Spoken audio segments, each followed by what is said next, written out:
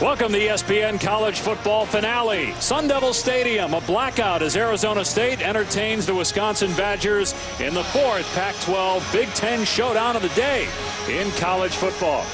Hi, everybody. Welcome to Tempe with Brian Greasy. I'm Dave Pasch. Tom Luganbill will join us shortly. Brian, one of the more intriguing matchups of the day because of the contrasting styles. New coach, but typical Wisconsin, very physical, run-oriented, and Arizona State, which wants to speed it up. Yeah, it's really going to be an interesting game. This offensive line for Wisconsin, traditional, big, 320 pounds, 6'6", 6'8". These running backs, James White, Melvin Gordon, Corey Clement, a three-headed monster. How will this smaller Arizona State defense keep up? And then you're right, the tempo in the heat in the desert. Can this Wisconsin defense, which is a little bit bigger, guys like Chris Borland, linebackers, 250 pounds, can they keep up with the speed of the Arizona State offense? Temperature here at kickoff, 97 degrees. As Wisconsin has won the toss and deferred. So Kyle French will boot it deep for Wisconsin. Marion Grice and Alonzo Agunu are the deep men for the Sun Devils. 4 straight year Wisconsin's played a game on the West Coast. The last 3 years was in Pasadena in the Rose Bowl. Arizona State has never lost here at Sun Devil Stadium against a Big Ten team. And Agunu electing to take a knee, so it will come out to the 25-yard line. Well, last year, Taylor Kelly, going into spring ball, was the number 3 quarterback after throwing just 4 passes in 2011. He ended up being the starter and set the school record for completion percentage. Yeah, and he did everything that Mike Norvell, their offensive coordinator, asked him to do a year ago. He was efficient with the football. He used his legs. If you take out the sacks from a year ago, he was the leading rusher on this team for Arizona State. So Wisconsin has to account for him with his feet and his own read game. Got Marion Grice behind him. Here on first down at the ASU 25. Sun Devils have played just 1 game so far this year. They beat up on Sacramento State last week. And Kelly to the air. And he's got a man, but it's dropped at the 45-yard line by Rick Smith. That was set up for a big gain out near midfield. Great call to start the game, play action, and I think Smith took his eye off the football. There's nothing but green grass in front of him. Would have been an electric way for Arizona State to start this game at home.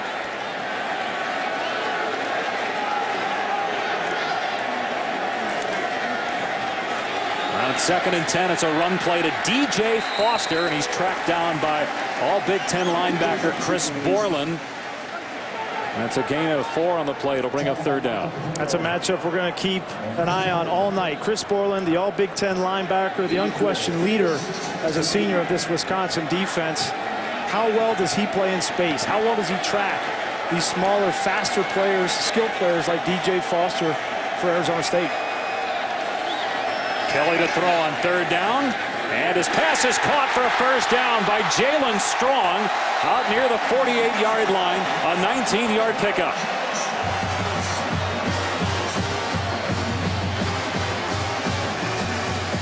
Welcoming those who just watched South Carolina beat Vanderbilt on ESPN. Arizona State converting on 3rd down and 6, and now the ball right at midfield. And Marion Grice between the tackles.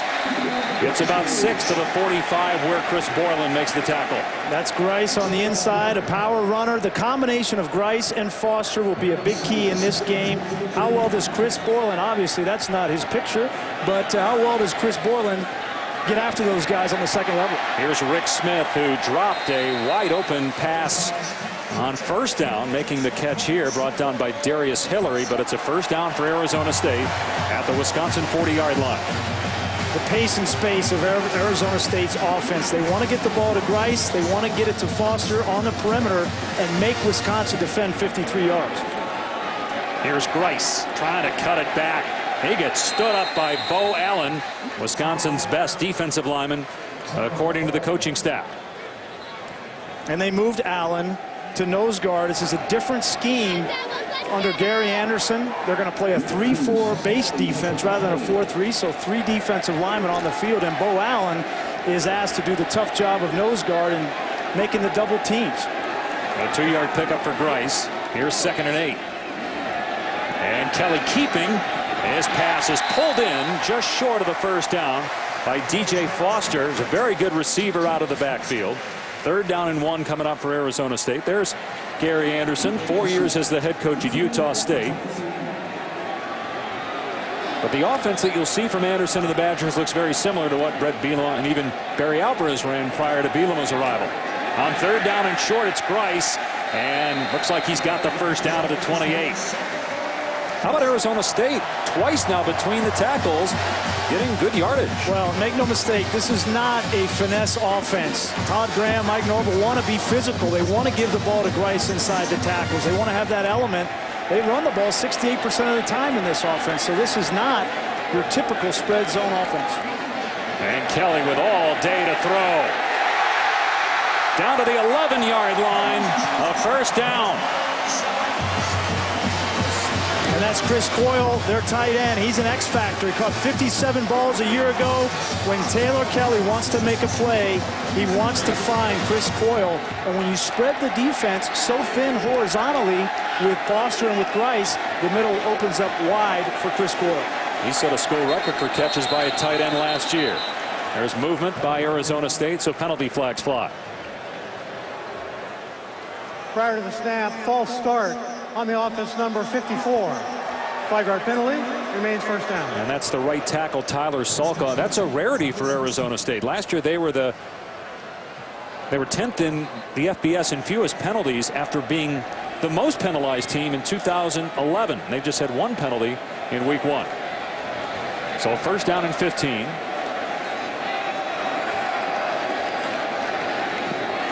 And it's Grice trying to find a running lane. It's not there.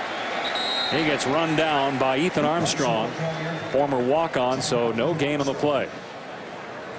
And that's a big penalty there, especially in the red zone. I think penalties in the red zone are magnified because it's a short field. And Wisconsin, despite the fact they've been on their heels in this first drive, if they can get a stop here and force a field goal, I think they would judge that a win. Second year for Todd Graham. They won 8 games last year, their first winning season since 2007. Here comes a reverse to Foster, and Wisconsin not fooled. Foster, though, hurdles Chris Borland and gets to the 10-yard line.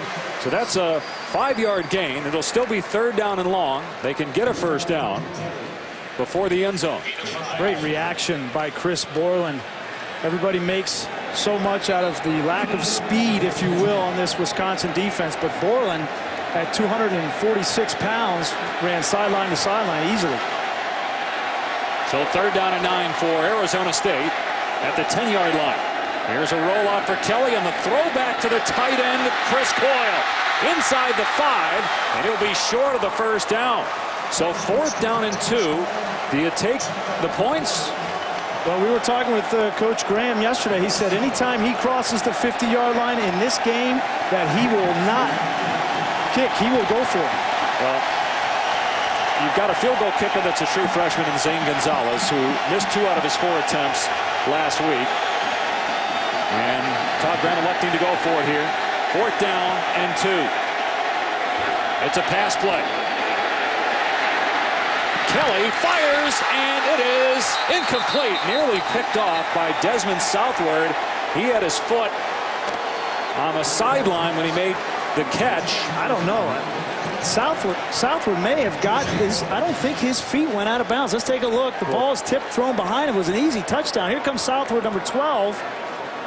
And I don't know. Look at that right there, guys. Yeah, and this is important because it's either the ball at the 2, or if it is an interception, it's a touchback and you start at your 20. Ruling on the field is incompletion.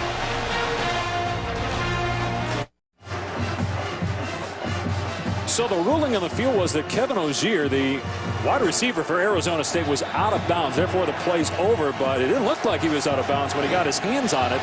And then it was hard to tell if Southward was out of bounds, but yeah, that's close. Clearly, Ogier was not out of bounds. The ruling on the field stands on the previous play. So the ruling on the field stands. Not enough video evidence, according to them, to overturn it. So Wisconsin, instead of having a touchback, has to start on its 3-yard line. You might say, oh, it's just a 17-yard difference at the 20, but this is where all the students, Arizona State student section down here, it's going to be out. And Arizona State led the country in tackles for a loss last year. Can't get tackled for a loss in this situation. It'll be 2 points. Joel Stavi, the quarterback, and his pass deflected in the end zone. Incomplete. And Bradford back there along with Chris Young as they elect to let Joel Stabby, who is only starting for the 9th time in his career, missed about a month last year with a broken clavicle when he was playing as a freshman. They let him throw it from his own end zone there. Well, you see the confidence they have in him. He's only making his 4th start on the road in his career, and this is a hostile environment. At night, this place is rocking.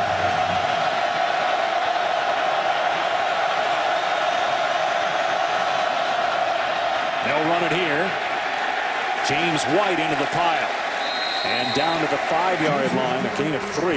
Wisconsin has 3 excellent running backs. White, a senior, who is the active leader in Football Bowl subdivision in rushing yards. Then you got Melvin Gordon, a big-time sophomore, and also a true freshman, Corey Clement, who's averaging 9 yards a carry through 2 games. Now the opponents weren't very good. UMass out of the MAC and Tennessee Tech. Now we'll really see the confidence that Gary Anderson has in his young quarterback. Backed up 3rd and 8. Todd Graham runs on the field to call timeout. ASU may have had 12 players on the field that time. Graham ran over to make sure that there was no flag. Stabby threw it on 1st down and will likely have to let it fly here in 3rd and 8 when we come back.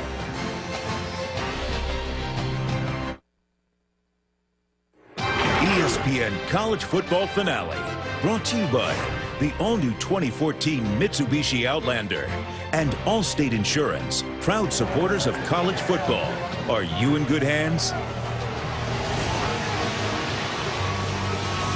The refurbished Tillman Tunnel, named after former Sun Devil and Army Ranger Pat Tillman, who we honor and celebrate, especially this week with it being 9/11 and those events prompting Tillman to quit the NFL and to join the fight against terrorism. He is a beloved hero here in Tempe. And otherwhere as well, not just here. 3rd down and 8 for the Badgers at their 5-yard line. Arizona State, see if it brings pressure. 4-man rush. Stabby has to step up. And a dangerous play. It's incomplete. It's Will Sutton, the All-American, who is in the grill of Stabby. Almost threw it pick. This is a fierce pass rush from Arizona State. They were 2nd in the country in sacks a year ago with 52, and a big reason why Will Sutton, Carl Bradford, they get after the quarterback, and Joe Stabby is very lucky that ball was not intercepted. So now Drew Meyer has to punt from the back of his end zone.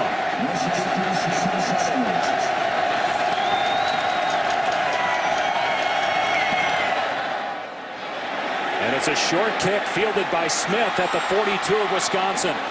He gets sandwiched at the 39. Take a look at this Arizona State offense. It's predicated on the zone read like a lot of offenses around the country, but Taylor Kelly, in my opinion, does not get enough credit for his mobility, his feet. He can make you pay if you're going to close on the dive. Now look, now you have a read on the outside where they're respecting the feet of Taylor Kelly, and Marion Grice has a huge hole up the middle for an easy score. And then the last element of this offense is the play action. It affects the safety, and they throw the post behind. Very effective when those 3 elements are working together. And here's play action. And Kelly in trouble, loses the yardage. Actually got maybe a yard on the play. Here's what you're talking about with their versatility, Chris. Yeah, Marion Grice and DJ Foster are very productive, and we've already seen how Chris Coyle works in the middle of the field, and then that play action vertical threat is so effective, and now they have another guy in Jalen Strong who they can throw the ball to. Couple of fakes, Kelly moving around. And his pass overthrown and incomplete. Intended for Rick Smith. So it'll be 3rd down and 8 at the 37 of Wisconsin.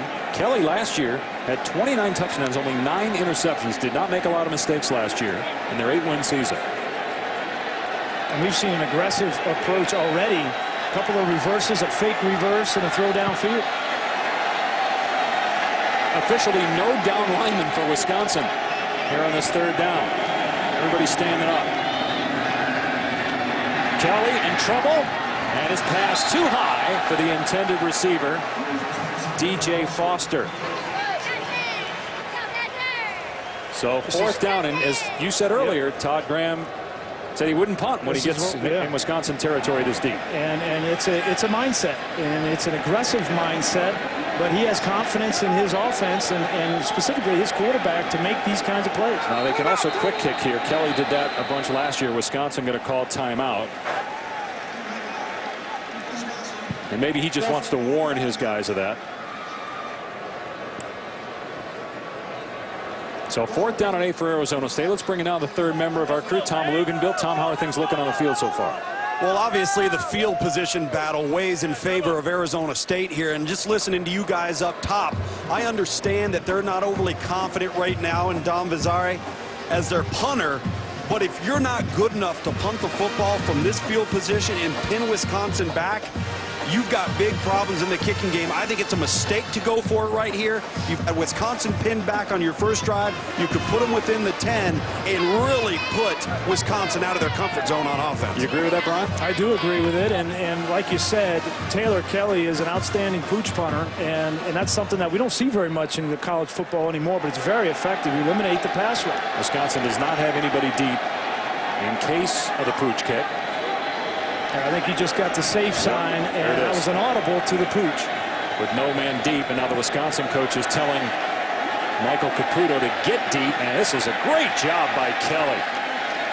He's a better punter than the guy that actually has the job. Well, you got to be a bad punter to be a good pooch punter. Well, I guess so. But that's a very effective play. Line up in formation, see if you like the look, and if you don't like the look on 4th and 7, just audible, back up, and kick the ball down. And isn't this a good recipe to try to beat this Wisconsin offense? But I mean, I know for any offense is good, but especially Wisconsin to pin them inside the 10 for their first 2 possessions. I think Todd Graham wants to make this offense go 80-plus yards every time they get the football. He knows how explosive they can be in the running game and how they can wear you down. They shift into a 2-back set. Derek Watt missed last week with a hamstring. He's in there at fullback blocking for Gordon. And Gordon is wrapped up by Stephon Martin after minimal gain. Let's go to the studio and say good evening to Reese Davis. Good evening, Dave. Land Rover driven to another level, and Purdue has pushed Notre Dame to another level. And Tavares Daniels has been just going off. An 82-yard touchdown catch from Tommy Rees. What a night Daniels having. 8 catches, $159, couple of scores so far. Meanwhile, here Reese, no score. And Wisconsin, for the second time already here, backed up inside its 10 to start a drive. ASU showing blitz. Stabby in trouble. And he's hit and dropped at the 3-yard line by Irabor.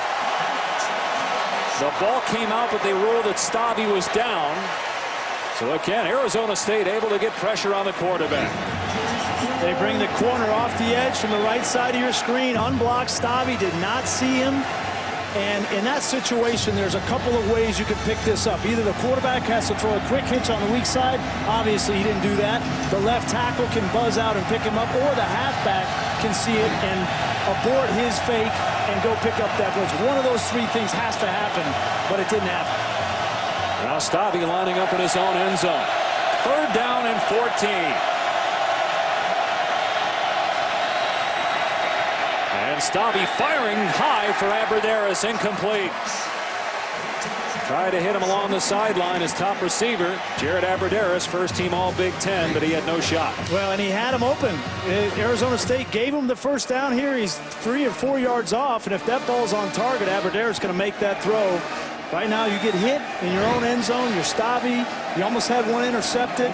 This is the effect that this Arizona State rush can have on a quarterback if he becomes inaccurate. Arizona State rush 9 on the last punt. They're going to send 10 here. Rick Smith, the only deep man, as Meyer will punt from the back of his end zone. And he almost got it blocked. It's muffed at the 48, and so Smith has to fall on it on the Arizona State side of the field. Great play by Smith, because that ball could have rolled another 25 yards.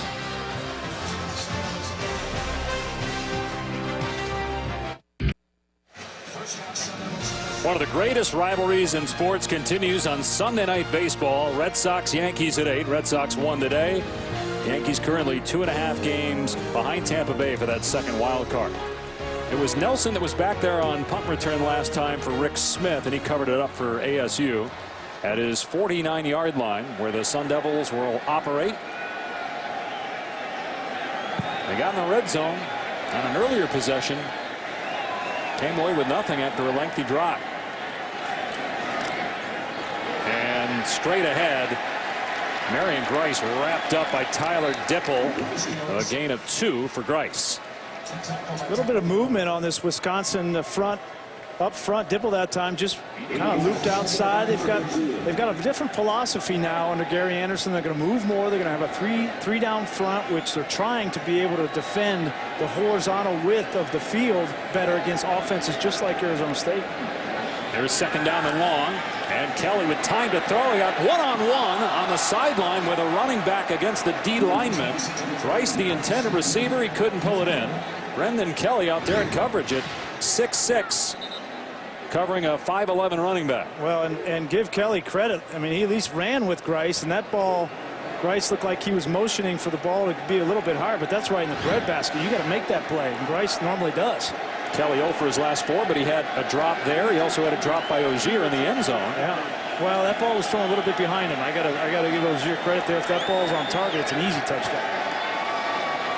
Third down and 9. And they're going to run the football. And Grice has a hole inside the 40-yard line. He pinballs off 2 Badgers to the 33 for a 17-yard gain. Get out of your gap as a defense. Look at all 3 of these guys will get out of their gap, and there's a huge crease. Easy cut for Marion Grice, and if you run around blocks and you get out of gaps, you're going to get creased. Here's Grice again, and Dipple is there. Pushes him back after a gain of about 2 or 3. You know, guys, when you line up in that sugar look, you call it a sugar huddle on offense, where the defensive line and the linebackers are all kind of standing around. If I'm on offense, I'm checking zone run right now. You're not responsible for a man. You're blocking zone. Second and 8. They fake it to Grice. And Kelly going downfield. Broken up. Flag down. It was Kelly again breaking up the pass intended for Demarie Nelson, junior college transfer.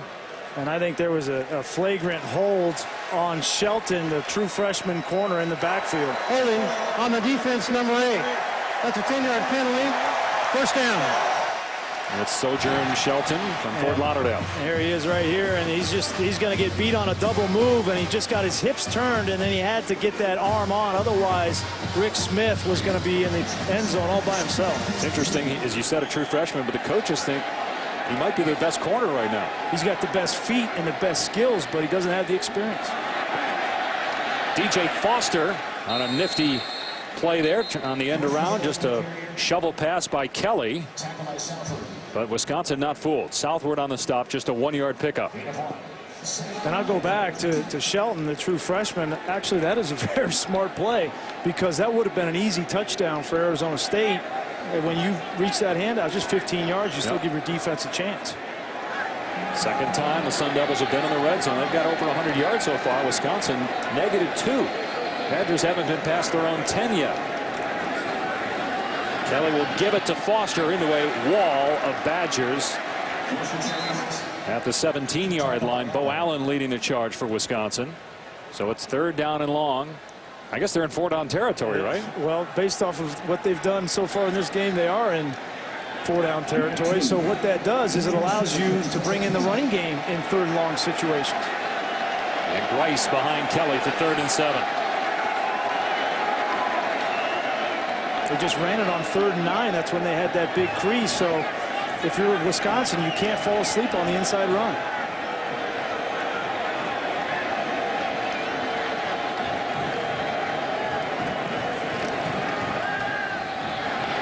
Kelly going to the end zone. Almost intercepted again by Southward. Rick Smith, the intended receiver, and Southward had it go right through his hands. Southward is a 2-year starter and read that play perfectly. He saw the corner route develop and has the speed to get underneath. He just needs to finish that play. He's got his hands on the ball twice now in this game and has not been able to come down the interception. So true freshman Zane Gonzalez will come on and try a field goal. 34-yard attempt. He missed from 33 and 49 last week. He did make a 40-yarder. And this one is good. Boy, that was close. It looked like it was headed to right of the upright initially, and then somehow curved back around. Well, it looked like it was good, and then it was no good, and then it went right over the top. Tough call. You make the call.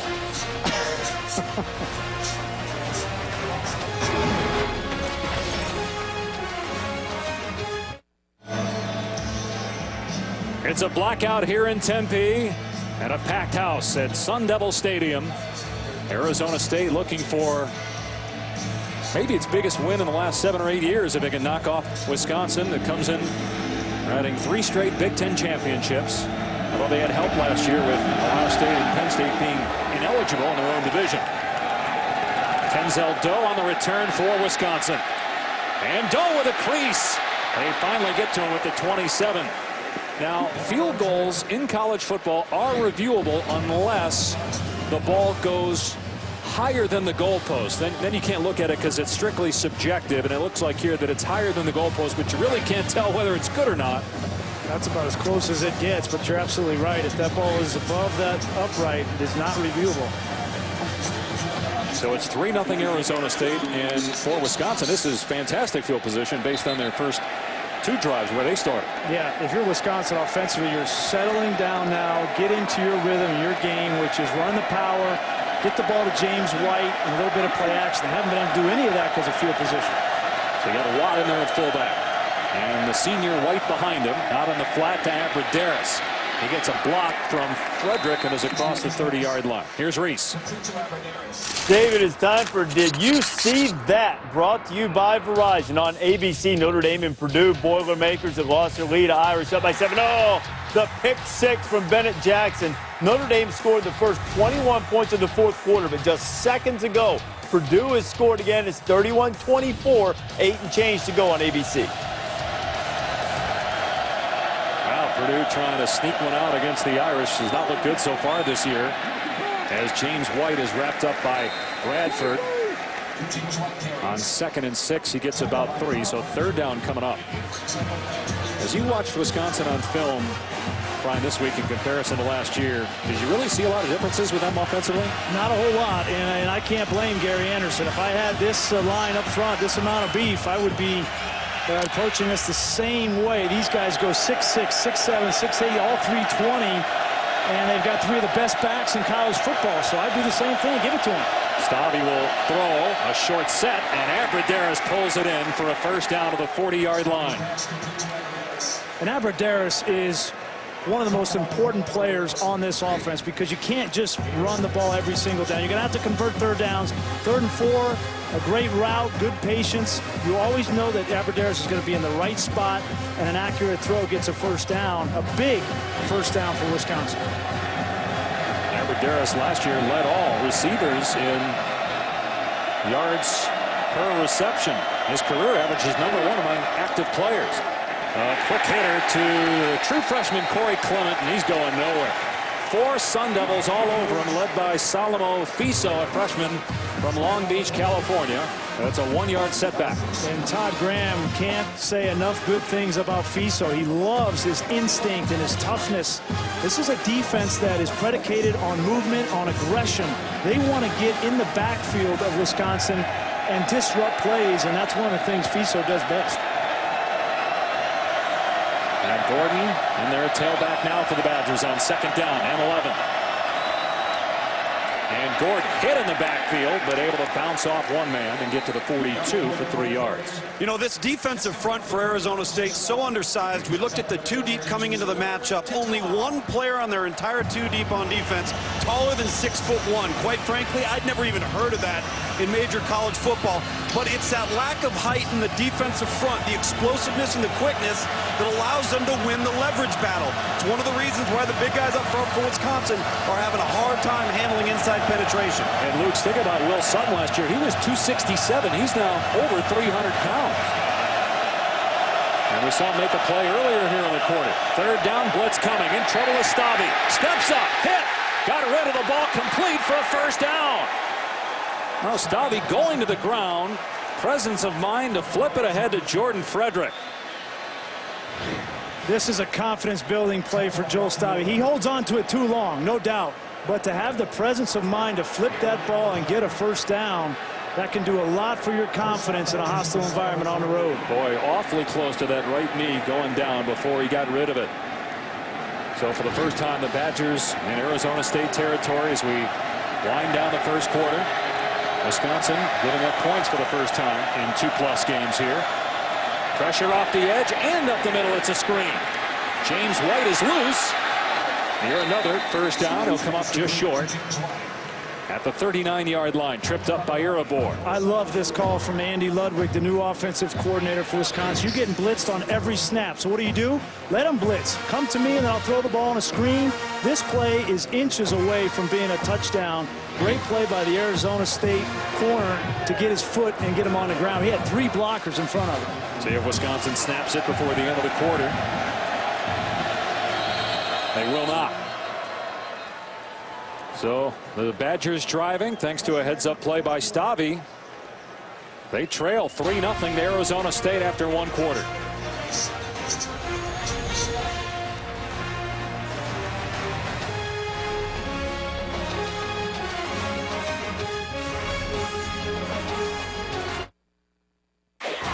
New Year's Day 2014, the 100th Rose Bowl game presented by Vizio. The Badgers have played in the last 3. They lost to Stanford a year ago. Arizona State would love to be in the conversation. Boy, UCLA with a terrific road win at Nebraska today with 38 unanswered points. That started the day. We end the day here in Tempe. Here's an end around to Gordon. It was lined up wide, and he stays in bounds. Great cutback. And Melvin Gordon, who averages this year 13 yards per carry. Last year was 11 yards a pop. Gets inside the 25. And despite the fact that Arizona State has no safety in the game there, they get the ball to Gordon on the edge. First time we've called his name tonight. A very, very smooth athlete that is explosive. Almost looks like he's not running fast, but he certainly is. And he can break it at any time in the game. That was a 19-yard run. In the Big Ten title game last year, he had 9 carries for 216 yards. The big play back. Here's White. And he breaks the tackle at the 10. All the way down to the 2-yard line. Stephon Martin on the stop. It's 1st and goal for Wisconsin. And this is where this offensive line starts to take over up front. They get to the 2nd level right there. You see a good block by 73. That's Llewellyn. And then James White, you get him to the 2nd level on a safety. Him or Melvin Gordon, they're going to make a move and make him miss. And this is Wisconsin Badger football. They got 3 tight ends in the game here for 1st down and goal.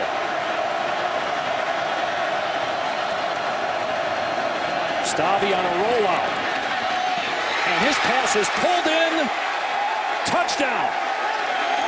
Jacob Pedersen, first team All Big Ten tight end a year ago, appeared to get his foot down. Great call and execution. Pedersen very sure-handed. He has possession and feet inbounds. Excellent play for Wisconsin. 1st and 10. To call that play, the confidence you have in Joe Stavi, you know it's going to work because you have to respect the power of Wisconsin run the football. He has 6 touchdown passes now through 2 games and a quarter as they're reviewing this. And last year he had 6 touchdowns in 6 starts. I think they're waiting for Big Havestein, Big Rob Havestein. He's 6'8", 340 pounds. It's hard to miss him. They needed an 11th guy. He's 11 and a half. The extra point makes it 7-3 Wisconsin as French puts it through, and the touchdown pass by Stavi to Pedersen. And the Badgers, after finally getting decent field position, make the Sun Devils pay.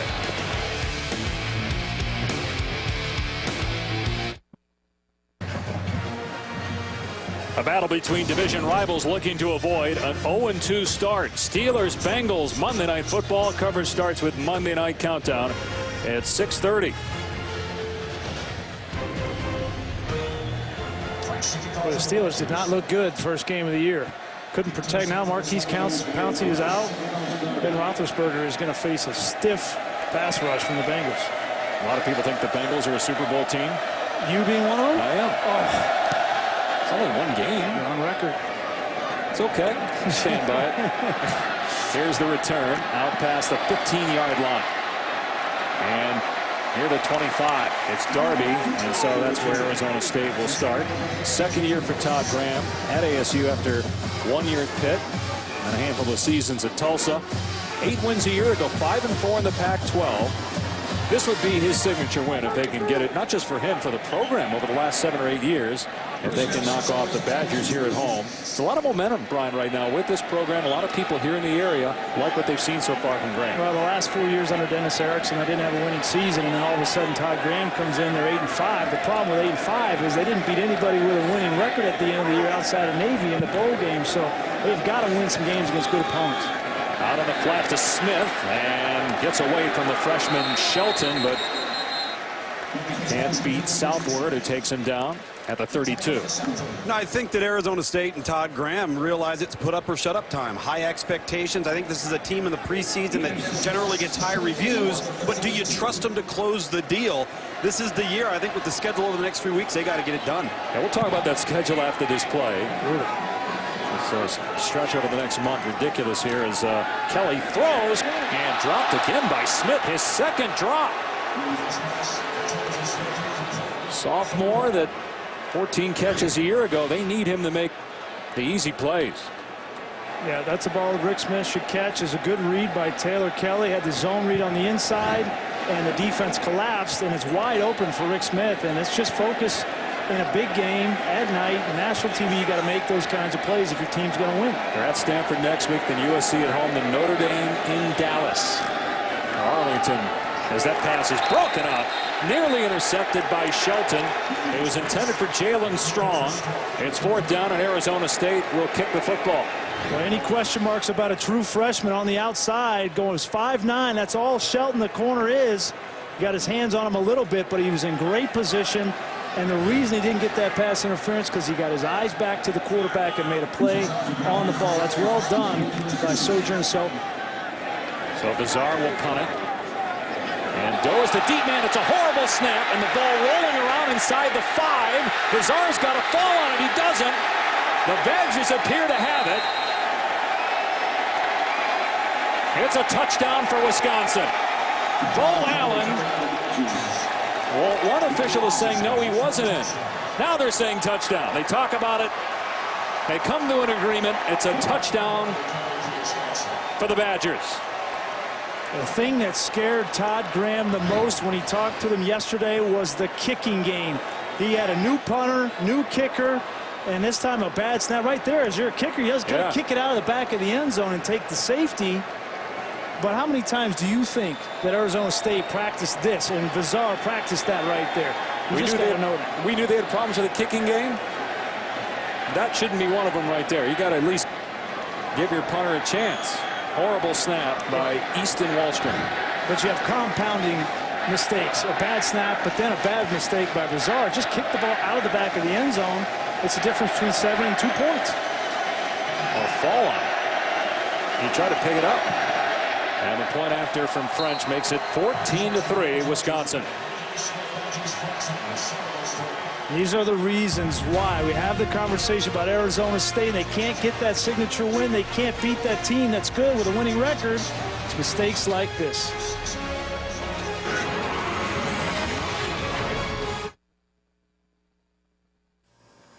ESPN College Football Finale, brought to you by the all-new Kia Soul, sleeker and more sophisticated than ever, and the Cree LED bulb, the biggest thing since the light bulb. Shot at downtown Phoenix, the Diamondbacks' 15th annual Hispanic Heritage Day kicked off with a street festival outside Chase Field before the D-backs Rockies game. And coming up Tuesday on ESPN at 8, Hispanic Heritage Month kicks off with a 1-hour celebration counting down the top 10 Hispanic athletes of all time. So Wisconsin with a special teams touchdown on a botched snap. And now the Badgers kicking deep. And Foster will take a knee, and it will come out of the 25 for Arizona State. So now the Sun Devils trailing by 11 points. See what Taylor Kelly has in this situation. Well, if I'm Todd Graham, the message on the sideline to my offense is take a deep breath Okay, we had a mistake. It wasn't our fault. It was a kicking game, but don't let one mistake lead to a negative drive here. We need to put some plays together, get some first downs, get our tempo on offense, which is the best part of our team. Get the ball to number 1 and number 8 and number 87. Those are your guys. Kelly just 2 of his last 9. They'll move the pocket for him here, and his pass on target to Smith. Out of bounds at the 32-yard line for a gain of 7. No, I really like, guys, that they're moving the pocket there a little with Taylor Kelly. Get him out on the perimeter, run pass threat, because Wisconsin has decided that they feel good enough locking Sojourn Shelton, the true freshman, up at 21, Jalen Strong, man-to-man. They moved the pocket a lot from last year. He'll throw from the pocket here and dump it off for a first down to Coyle. Chris Coyle, who had 57 catches last year, gets 8 yards and a first down for Arizona State. And Coyle is the quarterback's best friend. I mean, he catches everything. You know exactly where he's going to be. If I'm Taylor Kelly, I'm going to continue to feed him and play action because you know he's going to be there to make the play. Here's Grice. Pushed back after a nice gain on first down. About 7 yards. Joe Schobert, a walk-on, leading the charge at linebacker for Wisconsin. You know, in the passing game, and Brian, we talked about this a bit in the break, getting Marion Grice, getting DJ Foster matched up out of the 2 or 3 number slot against a linebacker or strong safety, that's a matchup to their advantage. Kelly will throw here on second down, steps up, takes off. And Kelly gets the first down before he's tackled from behind by Warren Herring on the Wisconsin side of the field at the 47. That's exactly what Arizona State needed, to get a couple of first downs so that they can get in their up-tempo. And Taylor Kelly to make a play with his feet. He's been such a good distributor of the ball over the last year and a half, and now you see the growth and the maturity of Taylor Kelly becoming a leader and making the right decisions at the right time. Kelly's pass a little behind Foster, but he makes the catch.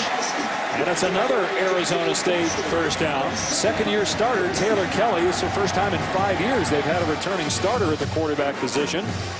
And he's delivering here in this drive. And when you get DJ Foster lined up in the slot, he's right here. It's a mismatch. They don't have, this is Borland right over the top of him. They cannot cover him with a linebacker. Kelly firing over the middle and going low to make the catch is Jalen Strong inside the 25. It's another Sun Devil first down. Strong, a junior college transfer from Philadelphia. Well, they think can be a difference maker with this offense. Well, he's the element that they did not have a year ago, a guy that can get vertical down the field and make big plays. They run Smith into the backfield. Kelly will keep it here and get nailed by Borland. No gain on the play. Borland, first team all Big Ten linebacker a year ago. Well, you can just see this Wisconsin defense, how big they are compared to the Arizona State offense, and can they continue to run in the heat? Very hot tonight in the desert. Can they continue to have the conditioning and keep up? Here comes Borland up the middle, and Kelly delivers inside the 20-yard line. Grice inside the 10, and cut down at the 5-yard line by Caputo, who's shaken up after making the tackle. First and goal for the Sun Devils. And that's Grice one-on-one with Brendan Kelly. Kelly 6'6", 255 pounds. As a linebacker, you can't ask him to cover a guy like Marion Grice, very shifty. And if you continue to find these matchups for Arizona State, you're going to have a lot of productive plays. Now they're 0 for 2 on touchdowns in the red zone. They did get a field goal that was very close in the first quarter. I'd love to get 6 here. After that disaster on special teams. Grice down to the 1-yard line where he's pinned by Borland and Muldoon. So it's second down and goal for ASU. You see Marion Grice signaling to the sideline. Run that one again. If I get that look again, I can get in. I don't doubt they'll give it to him. Wisconsin is selling out for the run. Look at everybody packed up and man-to-man across the board. It's Grice. It's a touchdown.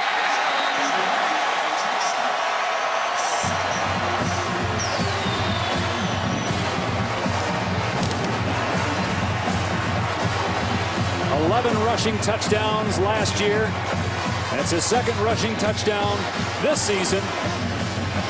And on that drive, Taylor Kelly perfect passing, 5 of 5, 60 yards. Well, Wisconsin may have had the size, but Arizona State had the numbers, and they just ran the zone read inside, and they didn't block Ethan Armstrong on the edge. He had to make a decision whether to take the quarterback or the running back, and he was caught in no man's land. Special teams have been an adventure so far in the kicking game. Here's the extra point attempt. There was a blocked extra point in the meeting in 2010. That was the difference when Wisconsin beat ASU by 1. That one was good. And if you're Ethan Armstrong right here on the edge, it can't be right. You got to take the quarterback or the running back, and it's no man's land.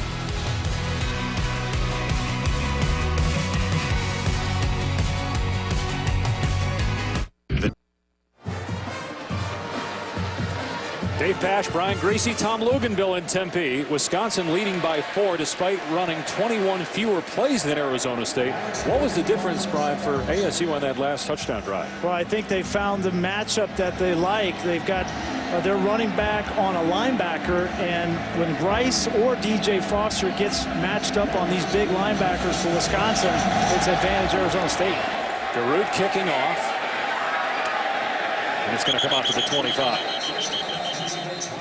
And we'll go back and look at this. I'll show you. This is Brendan Kelly. He's 6'6", 255 pounds. And here's Marion Grice. He's just going to come out in the backfield, and we're going to clear out with the outside receivers. And there's no way that Brendan Kelly, the size that he is, can stay with Grice.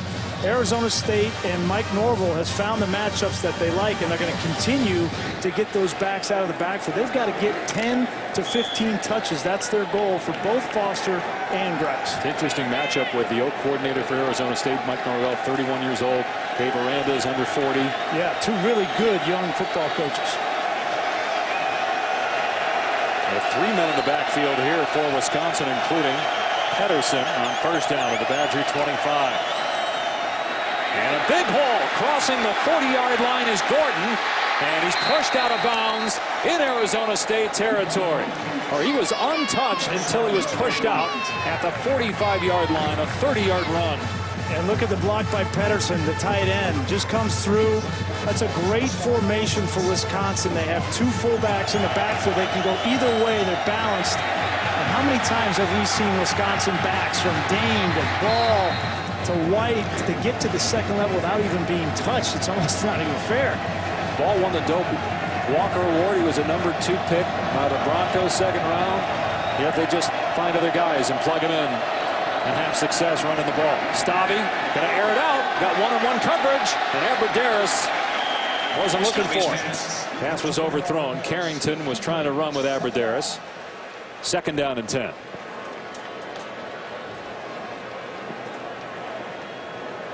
Stavi had completed his last 5 passes before that incompletion. Well, more important than that, Stavi came into this game with 102 attempts without an interception. Now, early in the game, he almost threw one to the other team, but if he protects the football and they run the ball well, that's the recipe for success for Wisconsin. Derek Watt, younger brother of J.J., who played at Wisconsin, now one of the best players in the NFL. A fullback trying to help spring James White, but White wrapped up by Anthony Jones for no gain on the play. Jones from here in Chandler, a senior, makes the stop. And they're trying to find the replacement for Brandon McGee. They moved Chris Young from that spur linebacker position to will linebacker. And now Anthony Jones, at only 215 pounds, is playing that spur. And Todd Graham needs Anthony Jones to play bigger than he really is. And that was a nice play. So third down and 10. After a 30-yard run by Gordon, nothing on the last 2 plays. Stavi leveled as he throws, and the pass way high and incomplete. Anthony Jones. And it's Will Sutton that's shaken up on the play. It was Anthony Jones that leveled the quarterback, Stavi. He's hurt, and then Will Sutton is hurt. He's mad. Will Sutton upset. Maybe he felt there was a cheap shot by an offensive lineman by Wisconsin.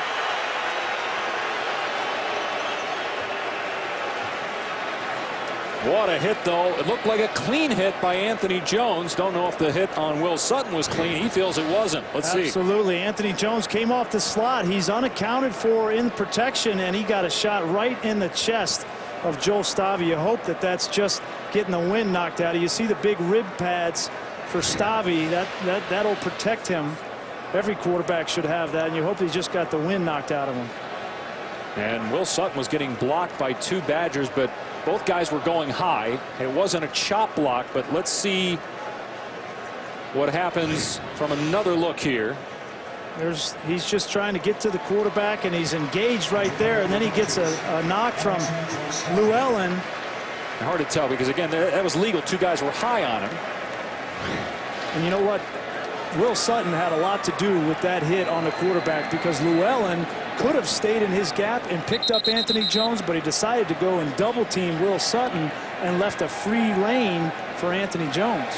And unable to pick up what happened after you saw 2 players engage with Will Sutton, but he didn't like it. He felt there was a cheap shot made by a Badger.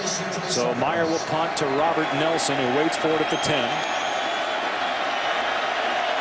Wisconsin's backup quarterback, by the way, is Kurt Phillips, who's in his 6th year. He's battled injury problems himself. We'll see if Stavi's able to go on the next drive. And fair caught at the 12-yard line by Nelson. Arizona State back on offense when we come back to Sun Devil Stadium.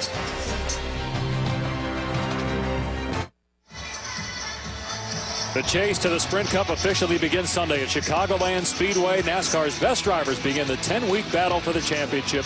The Geico 400 Sunday at 1 on ESPN. Dave Pasch, Brian Greasy, Tom Luganville in Tempe. Arizona State with the football, trailing Wisconsin by 4 midway through the 2nd quarter.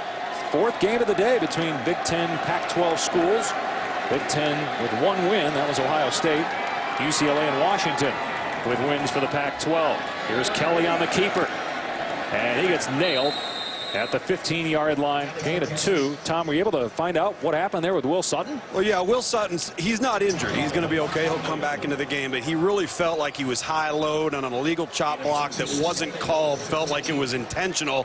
That's what got him so riled up and so upset. They're getting him calmed down on the sideline right now. He'll re-enter the game. All right, 2nd down and 8 for ASU. And Kelly on the rollout, and again Smith can't make the play. Hard to tell if Hillary got a hand on it or if Smith dropped it. He's already had 2 go through his hands in this ball game. Boy, you start to wonder. The 1st, the 2nd, and now the 3rd drop is just getting in the head of Rick Smith. Wow. And that ball is right on the money. And you know, as a quarterback, you start to wonder. And then once your quarterback starts to have reservations about throwing the ball, then you've got to replace the guy on the field, because as a coach, you just can't afford to have a guy out there that's not confident catching the ball. He's on the sideline right now. It's Kelly likely to throw here on 3rd down and long. We'll see if Wisconsin brings pressure. They got everybody standing up at the line of scrimmage. They rush 5. And Kelly toward the sideline overthrows his intended receiver Nelson. So it's 4th down, and the Sun Devils have to kick it. Chris Borland with pressure on the quarterback. Yeah, give Wisconsin credit. They are confusing the offensive line with that. With all those guys standing up, it's very difficult to declare. And why that's difficult is the offensive linemen typically see 4 or 3 defensive linemen down, and then they count 2 more or 1 more. And right now they don't know how to count those guys standing up all around. They're being able to get pressure off the edge. Wonder if the long snapper Wallstrom is a little nervous after his last snap went wide and ended up being Wisconsin touchdown. This one a little bit off the mark. Vazar had to move to his right, but he's able to catch and release. And here's Doe on his 45-yard line, gets a block. And Doe tracked down from behind at the Arizona State 40-yard line.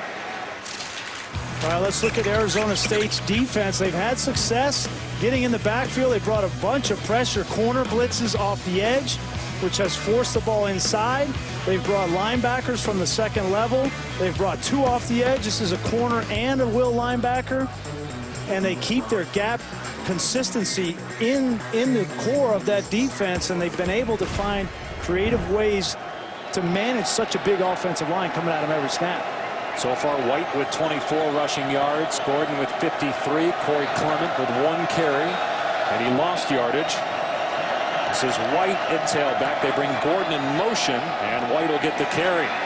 Very patient, waits for his blockers to clear space, and gets 4 yards to the 36. Well, and the thing that White does so well is he's patient. He knows how these plays are blocked, the power and the stretch. Those are his bread and butter. He knows exactly how they're blocked. He knows exactly where his reads are, and the patience and the vision allows him to pick and choose his holes, and he's been very effective. Now it's Gordon in there with Watt at fullback on 2nd down and 6. Will Sutton is back in the game for Arizona State on the D-line. And Gordon hit in the backfield and dropped. Irabor was there first, and Jackson Hood also for Arizona State. And we just showed you 2 off the edge with the corner, and there's Irabor again. And Wisconsin, Andy Ludwig, the offensive coordinator, you've got to be able to adjust. Here it comes into the boundary. You've got to expect that. Defenses love to bring the corner into the boundary because it's less time for him to get in the backfield. You can't just blindly run the ball into the boundary against this Arizona State defense. And it's a 3-yard loss, so 3rd down and 9. Stabby got hit pretty hard in the last 3rd down when Arizona State brought pressure. And here they come again. Stabby tipped and almost caught on the redirection. It was intended for Duckworth, and then it ricocheted towards Frederick, but it hits the ground, and Wisconsin with 4th down and 9. Another punt coming. Arizona State is just sitting at 10 yards. There they all are. They're not worried about the ball going deep at all, and they're going to react to the ball. Very difficult to complete underneath when the defense is not worried about any vertical stretch, and right now Arizona's playing downhill on defense. It was Darby with a pass breakup, so Wisconsin punting. That's consecutive possessions now. They've been inside the Arizona State 45-yard line and had to kick it back to ASU. Myers punt, pretty good. Down right at the 4-yard line by Chris Borland. Arizona State backed up inside its 5, Tom. Well, right now, Arizona State's got a real field position problem, but the other problem that they have is for a team that's supposed to have a distinct speed advantage. Brian, you referenced the confusion that's being created up front by the different looks Wisconsin's got on defense, but right now, I'm not seeing any separation from the ASU wide receivers. Wisconsin's secondary has them in check. There's nowhere for Taylor Kelly to throw the football. Well, it doesn't help when your receiver drops 3 balls, 2 in the middle of the field, which has happened with Smith. And now Arizona State in a situation where Kelly's lining up in the end zone, and they're going to run it. Here's Grice.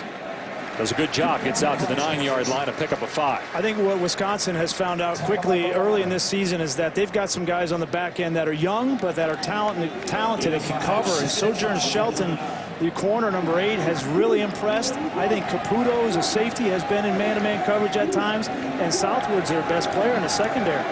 Out of an empty set, Kelly in trouble. And he's got a completion to Grice for a 1st down at the 16-yard line, a 7-yard gain. Well, there's that matchup, guys. You got Brendan Kelly, 97, the 255-pound outside linebacker, matched up downfield with Marion Grice. That time, Kelly protecting himself with some depth, keeping the ball in front of him. Very smart, heady play by the outside linebacker. And here it is again, the same matchup. You wonder when Wisconsin will go to their nickel and dime package. Foster on the carry. Big hole. Up to the 30-yard line where he's grabbed at the ankles by Southward. Still a 15-yard gain for DJ Foster. And this is the versatility of DJ Foster. He lines up as a wide receiver. All of a sudden now he's in the backfield and he's running it back. And he's got a lead blocker. You just can't defend that with any kind of certainty. They go back to Foster. And this time he gets driven to the dirt at the line of scrimmage. So no gain on the play. It'll bring up 2nd down and long. Brandon Kelly on the stop. Arizona State rotating backs. He had DeAndre Lewis in there along with Foster 2 plays ago on that big run by Foster. And now Grice is in there with Lewis. A 2nd and 9. There's a little bit of confusion here. I don't think they expected DJ Foster to come out of the game. He got dinged a little bit, and DeAndre Lewis didn't quite know where to line up. Well, here's 2nd down and 9. And Borland coming off the edge. Kelly dumps it off, incomplete, trying to hit Jalen Strong. I remember sitting in Brett Bielema's office when Chris Borland was a true freshman. Nobody knew about him, and Bielema said, hey, watch this kid. He put the tape on a Borland jumping over 2 guys to block a punt. And before you knew it, the guy was an all Big Ten linebacker. Well, he's the poster child for linebackers in the Big Ten, and he's going to play a lot on Sundays as soon as his days are done at UW. But he is an outstanding football player, very smart, heady, and he's become the unquestioned leader of this team. 3rd down and 9. Borland coming again. And Kelly got a man wide open. It's DeAndre Lewis on the catch. There is a penalty flag down on the far side. Looks like it's going to be on Wisconsin. So this will stick, and a big play through the air to DeAndre Lewis. Holding on the defense, number 21. That penalty is declined. Result of the play, 1st down. Well, you're going to get a blitz, and who's going to be left is Connor O'Neill right here, and he has to cover the blitz, and he just runs right by DeAndre Lewis. He lets him get by. You got to get a jam on him. That's football 101. If you're playing too deep as a linebacker, you can't let a guy run right by you. You got to get a shoulder on him and knock him off the route. Well, 1st and 10 for Arizona State in Badger territory. And Kelly's pass is pulled in at the 41 by Foster. And if you're Wisconsin, are you concerned with the number of 3rd downs that you've allowed Arizona State to convert? Absolutely. I mean, I think that Wisconsin knew coming in that this is an explosive offense. They haven't had any explosive plays. They've converted 3rd downs, but so far Wisconsin hasn't given up the explosive play, and I think they're happy with that. Sun Devils 4 of 9 on 3rd down. Here's 2nd down and 5 on the 40-yard line of Wisconsin. Borland coming again, and Kelly can't get away from him. No, he does! How did he get out of there? And he almost gets a 1st down. Normally a sure tackler. Borland had him dead to rights. Kelly slipped through his fingers. We said at the outset, I don't think Taylor Kelly gets enough credit for his ability to escape and his feet. He was short, so it's 3rd down and inches. And Kelly appears to have the 1st down, even though it didn't look pretty. Ethan Armstrong on the tackle. It is a 1st down for Arizona State as we near the 2-minute mark here in the half. It goes down in the books as a conversion, but you're right. It was not pretty. Arizona State about to run its 50th play of the half. Wisconsin's run 23. And their goal is to run 90 plays in a game, so they're way above schedule. 1st and 10. And Kelly to pass. Gonna go deep. And it is incomplete, intended for Strong, and now a flag. It took a while for that flag to come in, but they threw it on Darius Hillary, who was defending Strong at the 15-yard line.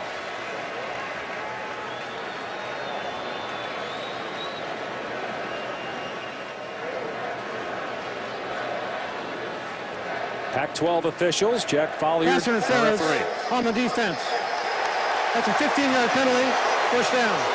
They're trying to execute the back shoulder throw to Jalen Strong, and Hillary, just a true sophomore, was in position. And boy, I didn't see a whole lot right there. I didn't know maybe before. This looked like another drop.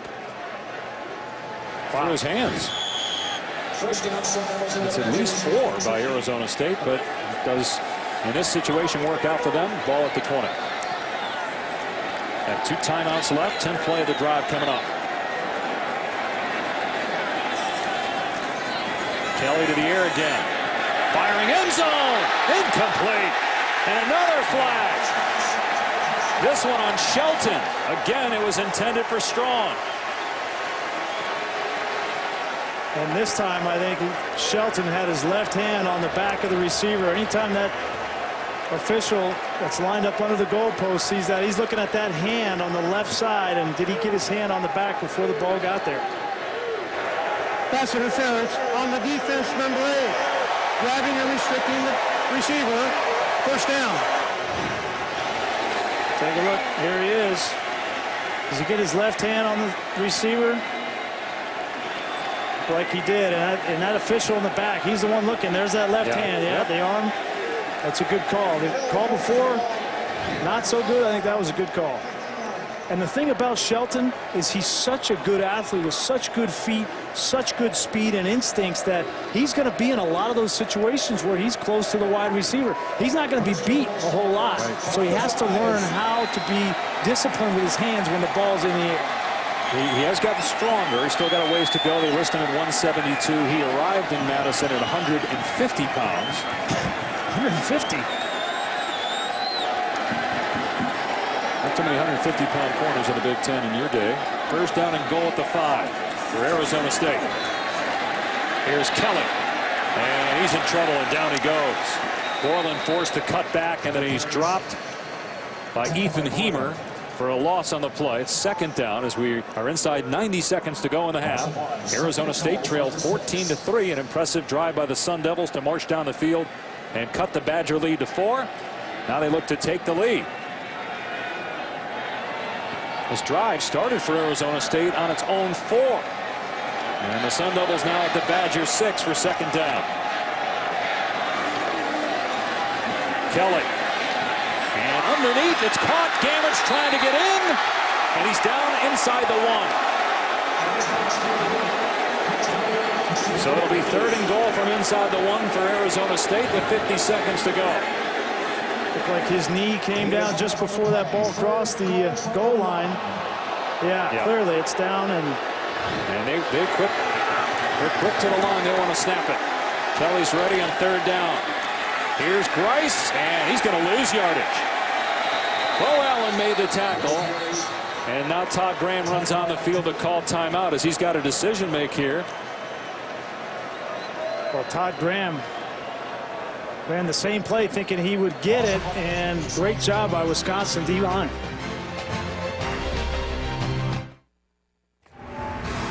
I'm Reese Davis. Coming up on the BMW halftime report, Alabama and Texas A&M play a thriller, a good old-fashioned SEC shootout. Big Ten and Pac-12. Arizona State can win today for the Pac-12, and the Irish able to escape. Mark and Lou are ready to rock and roll at halftime. So Arizona State electing to kick the field goal here rather than go for it on fourth down and goal from the 2-yard line. Zane Gonzalez, who barely made a 34-yarder, will attempt a 19-yard field goal. Wisconsin calls a timeout. Looked like Connor O'Neill was running on the field late. I think this is the right call if you're Todd Graham. So far, this game has been low scoring. It's only 14-10, and to get to a 1-point game, that's a big difference than a 4-point game. Their offense, Wisconsin's, has scored 1 touchdown. The other touchdown came on a horrible snap by the long snapper for Arizona State, recovered by Bo Allen for a touchdown. So if you're Todd Graham, you're going to be pretty happy overall with your defense. You've only allowed Wisconsin to run 23 plays, and they're absolutely 2 of 6 on third down. This is a Wisconsin offense that can embarrass people. You go back to the game against Nebraska last year, they scored 70 points on Nebraska. So if you're Arizona State defense, you've been able to move around and make some plays and at least slow down that rushing attack. So good call here and keep it a close game. Good call if it goes in. 19-yard field goal try for Gonzalez. Snap high. And he puts it through. And Arizona State cuts the Wisconsin lead to 1. Again, Easton Wallstrom having a little trouble with the snaps. Berkovici, the holder, got it down, though, and 14-13 Wisconsin. Well, not only is it just a 1-point game, but also Todd Graham has been able to run a lot of plays on offense. Take a look, 52 plays. And you got to hope that if you're Arizona State that that's going to take its toll on the Wisconsin defense in the second half. With as hot as it is here tonight, you hope that that would take its toll on that big defense for Wisconsin. Can they live on this in Pac-12 play? On what? Well, what we're seeing here, we're defensively, you're relying on smaller players against teams like Stanford that are going to pound the football, and then they're having to run 52 plays and a lot of variations of formations and trick plays. Well, if your defense, the biggest question last year was not the offense, it was the defense. They scored 34, 38 points a game last year. They scored plenty of points. It was the defense that let them down, and so far against this style anyway, they're holding their own. So of course you can play like this in the Pac-12. And Doe will take a knee. It'll come out to the 25. Luke, you agree with what Brian just said there about what happens in Pac-12 play? Right, I do. And, you know, we talked earlier this week, great defense for Arizona State, I think to some degree is relative to the rest of the Pac-12. Their speed, their athleticism, I think Todd Graham's done a great job of accentuating the strengths of not only what they inherited, but what the players bring to the table. And so you can't be who you're not. I think it's that simple. They want to get longer, they want to get bigger, but their front people are as good as anybody in the Pac-12, maybe outside of Stanford right now, and that's a distinct advantage when they get in the league play. Yeah, and I think Stanford is a class of defense in the Pac-12, obviously, but don't forget Arizona State. They led the Pac-12 in a lot of categories: pass defense, interceptions, and tackles for loss. So they led the nation in tackles for loss. It was just, could they stop the run? And so far in this game, they only allowed 70 yards rushing to one of the better rushing teams in all of the FBS. So job well done in the first half. Still think, though, there is the question about Taylor Kelly. Is he a good enough quarterback to win games with his arm in the Pac-12, where you have players like Marcus Mariota and some good quarterbacks in the Pac-12? This is something Todd Graham does, by the way, at halftime of every game. This is not unusual. I think Taylor Kelly's plenty good enough to win in the Pac-12. Yeah, Mariota's a great quarterback. Kevin Hogan's a great quarterback. There's some good quarterbacks, but Taylor Kelly, I don't think gets the credit he deserves with his ability to run the football and make good decisions. I think plenty good enough to win the Pac-12. Again, Todd Graham does this at every halftime. He'll speak to his team on the field, and then they'll go into the locker room. 14-13, Wisconsin leads by 1. Time now to check in with Reese, Mark, and Lou in the studio.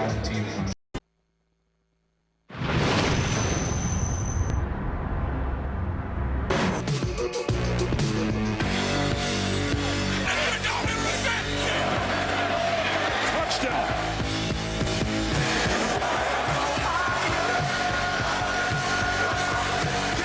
It's a touchdown.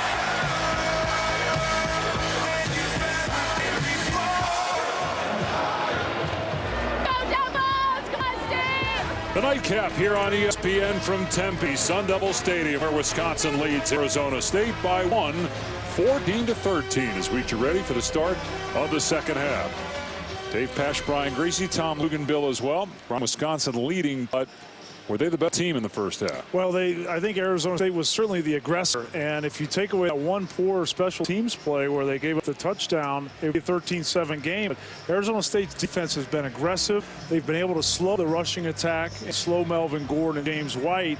They only have 71 yards in the first half, and that's a win because they've had 390 yards a game coming in. If you take away the 32 yards that were counted against their rushing that they lost on that botched snap that led to a Wisconsin touchdown, they actually outrushed Wisconsin in that first half. Here's Doe across the 20, and that's it.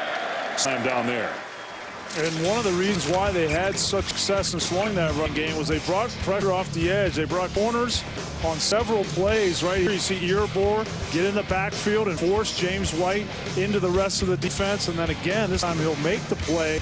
2 guys off the edge, and that's something that Arizona State has found a weakness in his power running game for Wisconsin. Now the key is, can Wisconsin make the adjustments? They know that these things are going to come, the Cats into the boundary.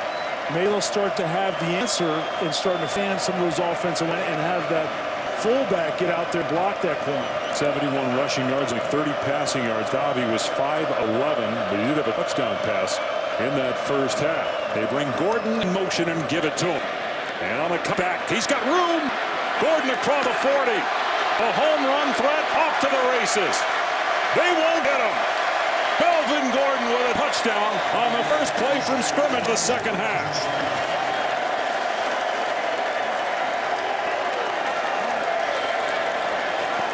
He led the nation in yards per carry last year, averaging 13 yards a pop. This year, that average just went way up. After that touchdown run there, 80 yards. And he's just so smooth and patient. And he gets in the open field, and nobody's going to catch him. And great adjustment already. First play of the second half, they run ball on the perimeter rather than trying to slam it up inside. Point after by French. Makes it 21-13, Wisconsin. So many cats into the boundary, and all of a sudden here he comes, and they're just going to hand him the football, and he gets a great block from Aberderis on the outside, and he does the rest. But they've got so many blitzes and a great adjustment. You get a blitz into the boundary and then run the ball wide with your most explosive back and get them in the open field. It's 71 rushing yards in the first half. They get 80 on this play, the first of the second half. Gordon to the house. The Badgers extend their lead to 8. People think that Wisconsin is not an explosive offense. You're mistaken. Last year in 2012, they were fourth in the FBS with plays over 40 yards. And a lot of those are run plays just like that. They're not all passing plays. So this is an offense that wears you down with a big offensive line, and then they get Melvin Gordon and James White and some of these guys a crease, and it's the house. We talked about the similarities with Wisconsin's offense under Brett Bielema, but I don't know if we saw as many of those jet sweeps with the running that come in motion, right? That's a good point. Not bad for pencil neck play-by-play. Every now and then. Here's Grice on the return. And hit hard to the 20-yard line. Take a look at our first half stats brought to you by America's Navy. Again, that's 71 rushing yards just obliterated on one play. The turnover by Arizona State was on a botch punt that led directly to a touchdown. 52 plays run by the Sun Devils, more than double what Wisconsin had in the first half. And out of all those stats, that's the one to keep an eye on in the second half with this Wisconsin defense. They played so many plays. Hopefully they had some time to get some intravenous fluids at halftime. They can make it through 30 more minutes. They'll start on their 20-yard line, the Sun Devils, first down. And Kelly going to pull it out, and he's in trouble. Keeps his balance, and they finally get on the ground at the 23. It's Chris Borland in there first for Wisconsin. Allen around the play as well. And Brendan Kelly, a pressure on Taylor Kelly, no relation on that play. Kelly in that first half threw 27 passes. Last year set school record at Arizona State for completion percentage, and his 29 touchdown passes, second most for a single year in school history. He'll keep it here. He gets leveled by Allen a couple of yards short of the first down. So third down coming up.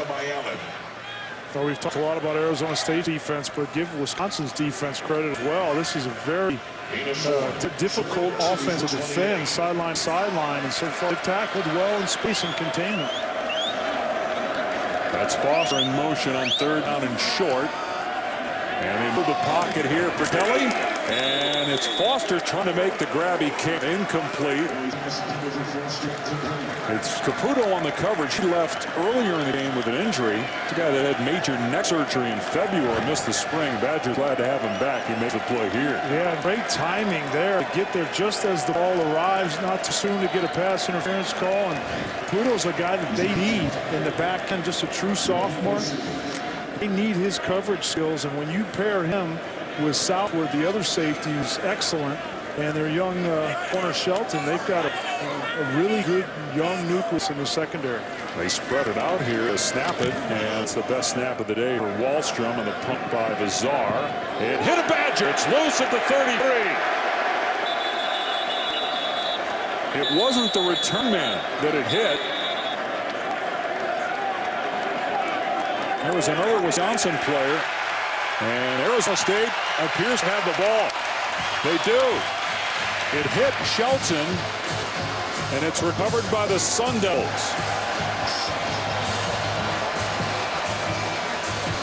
It looked like Sojourn Shelton on the right side of your screen was trying to block, and that ball came down and hit him. It's the job of Doe, the returner, to yell Peter. And he doesn't yell Peter, so Shelton doesn't get out of the way. He's just trying to make a block. That's as much on the return man as it is on Shelton. And Taylor with a recovery for Arizona State. So a big play there for ASU. Hey, finally something went right for me, he says. Ball on the 33 of Wisconsin. Can the Sun Devils capitalize?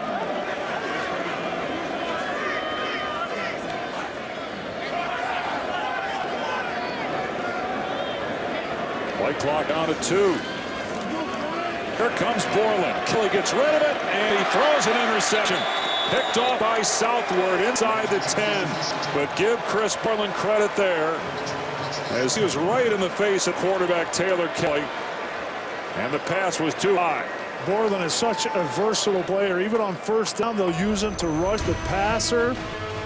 He's too quick for the offensive guard. He forces a high throw there, no question. And a turnover matched with another turnover for Wisconsin.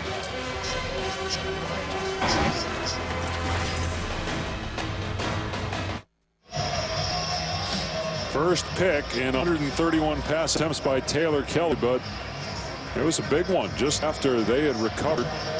A muff punt by Wisconsin. Chris Borland forces a high throw. It's intercepted. And now Wisconsin back on offense. 5 plays so far this half. But 2 turnovers, a touchdown already. Here's White straight ahead. And he gets on 4. Brought down by Carl Bradford. Haven't called his name a whole lot. Outstanding junior who had 20.5 tackles for a loss last year.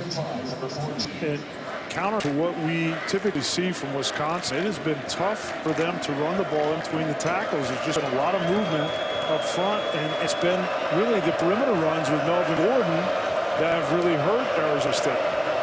They go out of 2 back. That's Pedersen in the backfield as well. And here's Gordon. Got to keep his feet, and he gets a couple to the 16-yard line. Anthony Jones off hit. And guys, we've got an injury down here in the field. I believe it is Will Sutton, number 90 for Arizona State. We know how important that would be as Bill Martin, the Arizona State trainer, comes out to attend to Sutton. Guys, I think that Arizona State defensively, they prepare the entire week for the vertical downhill power running game, and some of the sideline to sideline lateral horizontal stuff with jet sweeps, including Melvin Gordon out there in the slot. I think it's got them guessing on their heels a little bit, not quite sure how to respond to it. We got Andy Ludwig, a new offensive coordinator, had been at San Diego State, Cal, and Oregon. That's where he met Gary Anderson at Utah. Anderson there before taking the Utah State head coaching job. And you know, we're used to seeing power football out of Badgers, and we've seen that tonight, of course, but also the jet sweeps. Yeah, and Arizona State doesn't want to lose Will Sutton. That does not look good. There he is right here. Let's take a look what happens. They're cutting back on him. Looked like he just got whipped there. He gets stepped on there by the offensive lineman who was blocking another Sun Devil. Hard to tell, or if it was just the left knee there that he got hit on a cut block attempt. He was shaken up in the first half as well, but came back into game. Boy, they lose him, and it changes everything for this defense. He's a stalwart in there. He allows them to do so many different things and pressures because the defensive coordinators know that he's going to take up the backside of a potential blitz and eliminate and erase some of those gaps. So without Will Sutton, it's going to be very interesting to see how this Arizona State defense continues to stop the run.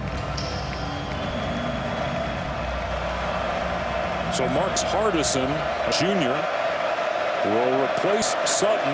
They're down in 3. Wisconsin going to keep the chains moving here. Stabby, the throw. And it passes batted down to the line of scrimmage, incomplete. It was Jackson Hood and Carl Bradford both in the area. It looked like Hood got a hand on it. Well, Bradford's working on the right tackle, Rob Havenstein, and he just comes right off the edge, and he actually beats the block of the running back and gets to the quarterback, and then you get your arms up. And there's Brad. Cannot expect to block him with James White. You just cannot do that. That is not a protection plan that should be in this game for Wisconsin, because it's going to be a no-win situation. Meyer booting it away. And Nelson sitting for the fair catch. He's got it at the 38-yard line. Arizona State offense on the field. A week back to Tempe.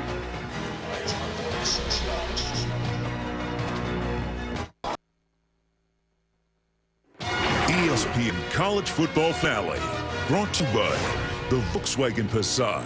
That's the power of German engineering. And America's Navy, a global force for good. Back here at Sun Devil Stadium, 21-13 Badgers over the Sun Devils. Quick injury report for you. Will Sutton, the defensive tackle for Arizona State, just a thigh bruise. He will return on the next defensive series. And wide receiver Rick Smith, who had several drops in the first half, has an injured wrist. His return is questionable.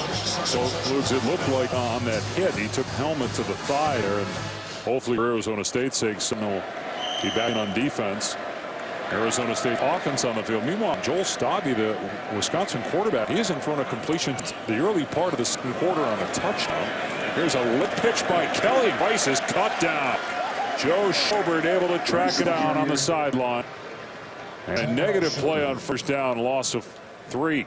Well, this Wisconsin defense is showing no signs of fatigue, despite the fact that they're out there now for their 58th play in this game, and they're continuing to run sideline to sideline, and they've answered the questions about whether they're fast enough to keep up with this Arizona State offense. Kelly rolling out. Oh, he could run. Instead, he throws, and it's knocked away. Gene breaking up the pass from Jalen Strong, but it looked like there was a lot green in front of the quarterback, Kelly. Now they're a man-to-man coverage, but this is what you have Peniel Gene back there for.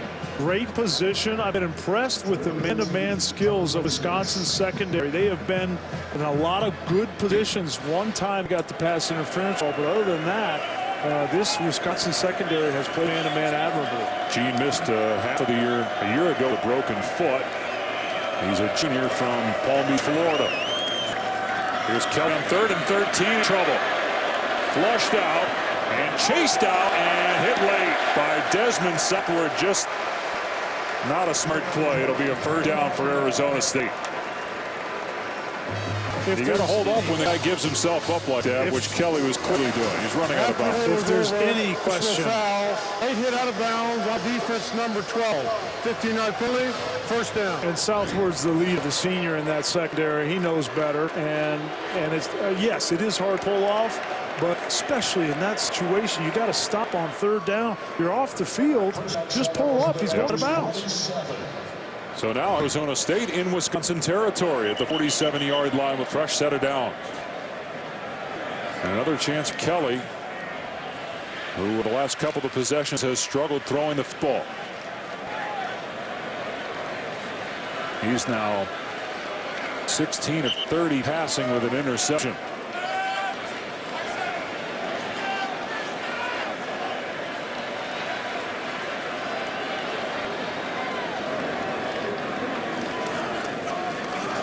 Kelly gonna air it out, and the pass is overthrown, incomplete. Intended for Jalen Strong, and Peniel Gene in coverage again.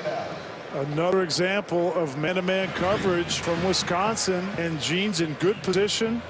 Looks back for the football. That's a sign of confidence as a corner. You're in great shape. Get your now he gets that left arm hooked around there. The officials see where he is. He didn't see it. Yep. Otherwise, he might have been able to lay out for that and get 2 hands on it. Instead, 2nd and 10. It's a delayed handoff to Grice. He is tagged at the 43-yard line and then wrestled down by Ethan Armstrong. So another 3rd down for Arizona State. Well, and 3rd down has been down where Chris Borland has been moving around. He's gotten pressure on the quarterback consistently in this game. He's been up the linebacker spot on the edge. Looks like he's going to come to the edge right here. Here he is. He's a matchup nightmare in pass rush. Just one down lineman here on 3rd down and 6. And some movement. Evan Finkenberg, left tackle. After a while, you start thinking, right, when even though Borland's on the other side. Offense number 62, 5-yard penalty, 3rd down. I mean, Borland's on the other side, but he keeps kicking the ground like a bull ready to take off. And here he is. You're saying he's affected him way over here? I don't know. That's why I'm asking. But look at him. Keeps kicking his foot. And he's going to take off. A raging bull out there. So 3rd down and 11. And Kelly to the sideline. Another drop. Jalen Strong had to go through his hands. Got to help your quarterback out. Wow. You're right. That's the 5th drop in this game. That ball's thrown perfectly And Jalen Strong, yeah, it's going to be tight coverage. Gene's there again.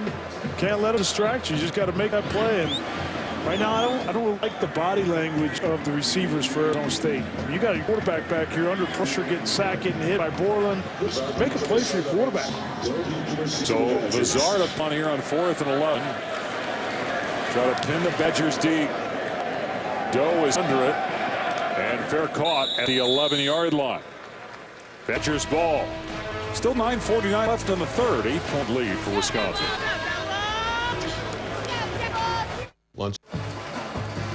Celebrating his 9th year sponsoring Good Hands Field Goal Nets, Allstate makes contributions to participating universities' general scholarship funds for each field goal and extra point kicked. To date, Allstate has contributed more than $3 million in scholarship monies. So the kicking game starting to work towards Arizona State's favor. They had a muff by Wisconsin, recovered by the Sun Devils last time, and then a good punt by Vizard. This time, the Badgers at their 11. No Will Sutton for the Arizona State defense. Stabby not completed a pass early second quarter. He's to hand it off here to White, and good run by White out near the 18-yard line. And Tom Luginbill telling us they're going to hold Will Sutton out for at least one more series. The All-American defensive lineman for ASU. Once you get that thigh bruise, that's not going to get better. I mean, that's just going to be there. He just has to get comfortable with it and continue to move around and try to loosen it up. But it's not like it's going to go away because that swelling now is in that thigh, and it's painful, but you can still play with it. Corey Clement, true freshman, who's rushed for 250 yards in 2 games, is the third tailback. Boy, he looked apart. He's back there on 2nd and 3, and they give it to him. And he gets driven to the ground, trying to spin out of the tackle, and did get a couple of yards. Stephon Martin was in his face, and so it'll be third down. Third down here for Arizona State's defense. 3rd and short, too. This would be an ideal scenario for play action. You mentioned it. Stabby hasn't completed a pass. It's their touchdown drive, and everybody on Arizona State's defense is selling it to stop the run. Ideal scenario for perimeter run or play action. They also got those offensive linemen up front. A lot of beef up there. They had 7 linemen drafted the last 3 years, more than any other school in the country during that span. They'll try to pound it here, and Gordon's got the first down. To the 26-yard line. He needed 1. They got 6. Arizona State has 9, 10 guys in the box there, and you can't block all of them. There's going to be 2 free safeties there, and those are the guys that make the tackle. But this offensive line comes off and gets a little crease. Melvin Gordon does the rest. That was Davon Coleman who tried to strip the ball there unsuccessfully. So fresh set of downs for Wisconsin from the 26-yard line. Stabby to throw, going to get hit by Earbor, and the pass is high. Intended for Abradaris, who's been really quiet in this game. Stabby now 5 of 13, only 30 passing yards. How many times have we called Earbor's number? Here he comes inside this time as a corner cat. We've seen it a number of times, and that's a poor job at blocking of Melvin Gordon. That's why James White plays a little bit more than Melvin Gordon, because of the pass protection. He's not anticipating the hit. Almost picked off. Just 2 catches, meanwhile, for Abradaris. And 2nd and 10. And it's White that's taken down. He faked that end around to Gordon. And White brought down by Carl Bradford. Chris Young there as well. And now it's 3rd down and long. And here comes Will Sutton back into the game. When he was out, Wisconsin ran about 4 times on the inside, trying to take advantage of that. And now in a 3rd down and 11 situation, they want him obviously back in there for pass rush. Isn't it amazing? We saw him in the bowl game. Look at his body now compared to that. He's getting 30 pounds. That's hard to do at 6 feet tall. That's not always a good thing. Well, he needed to. He was going to be a 3rd or 4th round pick if he didn't gain weight. Stabby in trouble. Gets rid of the pass. Abradaris is there. It's a 1st down for Wisconsin. Well done by quarterback.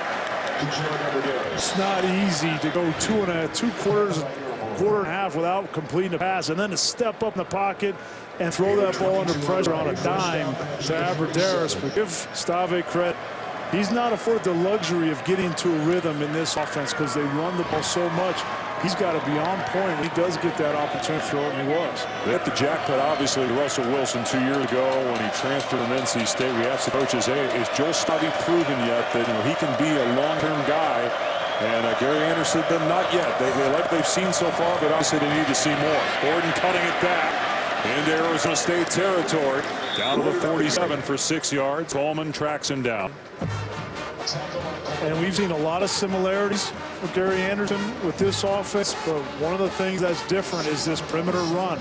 It's not just a philosophical thing with Gary Anderson. The fact that he had Melvin Gordon allows him to do that with his speed. It's a really nice complement to hard downhill running inside the tackle of James White. So 2nd down and 4. They'll go with 2 backs here. That's Pedersen, the outstanding tight end who has a touchdown catch. He motions out of the backfield. And Stabby with a deep set. And he's got a man wide open, but he threw it behind Pedersen. That might have been a touchdown if he put that on the money. It's 3rd down. Wow, you're going to see Pedersen's just going to come out, and they're going to lose him in the formation. And this is one that Joel Stabby is going to lose sleep about tonight, because you're right, there was nobody left. And you got to make a decision as a quarterback, and that is, do you throw a dart and put it on him? Do you put a little air on it? And he decided to throw a dart and just threw it right behind him. So 3rd and 4 at the Arizona State 47. Stabby going to White. And brought down short of the marker. It's 4th down. What do you do here if you're Gary Anderson? Do you try to pound it at 2 yards? They're going to kick. Boy, I would say yes if they were consistently blowing Arizona State off the line, but they're not. They're having some trouble running the ball in between the tackles and have been relying on perimeter. So in that instance, no. You punt the ball here with an 8-point lead and hopefully get him inside the 10-yard line. Drew Meyer will boot it to Robert Nilsson.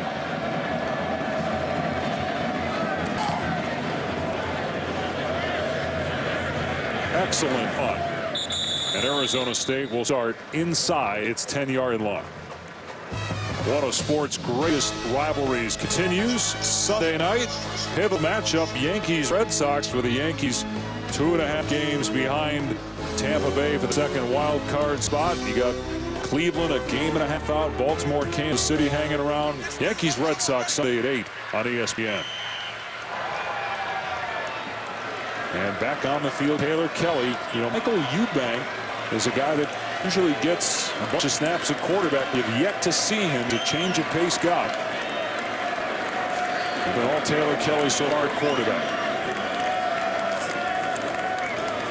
And Kelly pulls it back and fires, and there's a flag as Gamage got knocked down by Shelton. Really first big game for true freshman Sojourn Sheldon, and he's penalized several times. Well, and he's learning is a baptism by fire. That's interference on the defense. Penalty places the ball at the spot of the foul. Automatic 1st down. But I love the way that Shelton's playing the position. They've asked him to play man-to-man coverage. Now he's very handy. You can see he's a physical corner. He just has to learn how to keep his hands. He's in great use of feet, not your hands, to play man-to-man coverage if you're a corner. He's already mastered, I didn't do anything, as he's motioned to the officials. Price into the pile. And he gets driven back at the 23-yard line. It's a gain of 3. Guys, with Sojourn Shelton, one of the things that limited his recruitment to some degree is the lack of ideal height. The #1 most important trait he has right now as a young player is confidence. And when you've got confidence at corner, the defense can play cat coverage. And that's, you got that cat and you got that cat. That's what they're doing with Sojourn Shelton. Well, we've seen at times Darius Hillary in their form. Hillary is out there now. Kelly had trouble with it on 1st down, and he gets rid of it. And Bryce makes him miss. And out to the 27-yard line. So about 4 yards on a play. Looked like it was going nowhere fast. But another 3rd down here for Arizona State. And it just has not been crisp on offense for Arizona State. Dropped passes, dropped snaps. That was going to be a screen. It looked like it could have had a chance, but it gets off kilter and off schedule when you drop the snap and bring up a big 3rd and 2 here. They're 1 for their last 5 on 3rd down. They need to get to the 30-yard line here. And Kelly, and Bryce makes a play for his quarterback. Pulls it in at the 36-yard line with Armstrong covering. We've seen drops by Kelly's receivers, but Bryce made a nice play. And again, it's the matchup. Bryce on Brendan Kelly. Kelly decides to rush, then gets to try to get in no man's land, get back in coverage, and he's beat. 25. Kelly stepping up, and short throw that's caught by Gamage, and immediately tackled by Armstrong. You see the red card by the Wisconsin coaches. What does that tell you? And that's a substitution alert to defense. We're trying to tell their front seven the next time the ball is on the hash close to Wisconsin sideline, we want to substitute all front seven guys, trying to alert them so that they can get those fresh D linemen and linebackers in, even though this is a fast-paced offense. Here comes the blitz off the edge, and they throw it that way, and it's caught. And Jalen Song looks like he's got the first down based on full progress. He was driven back by Caputo. It is a first down for the Sun Devil. And what Dave Aranda, the defensive coordinator for Wisconsin, was telling us is Arizona State will actually try to keep the ball on the far hash so that you can't substitute. So there's a little bit of gamesmanship going on here with Arizona State trying to keep this seven for Wisconsin on field.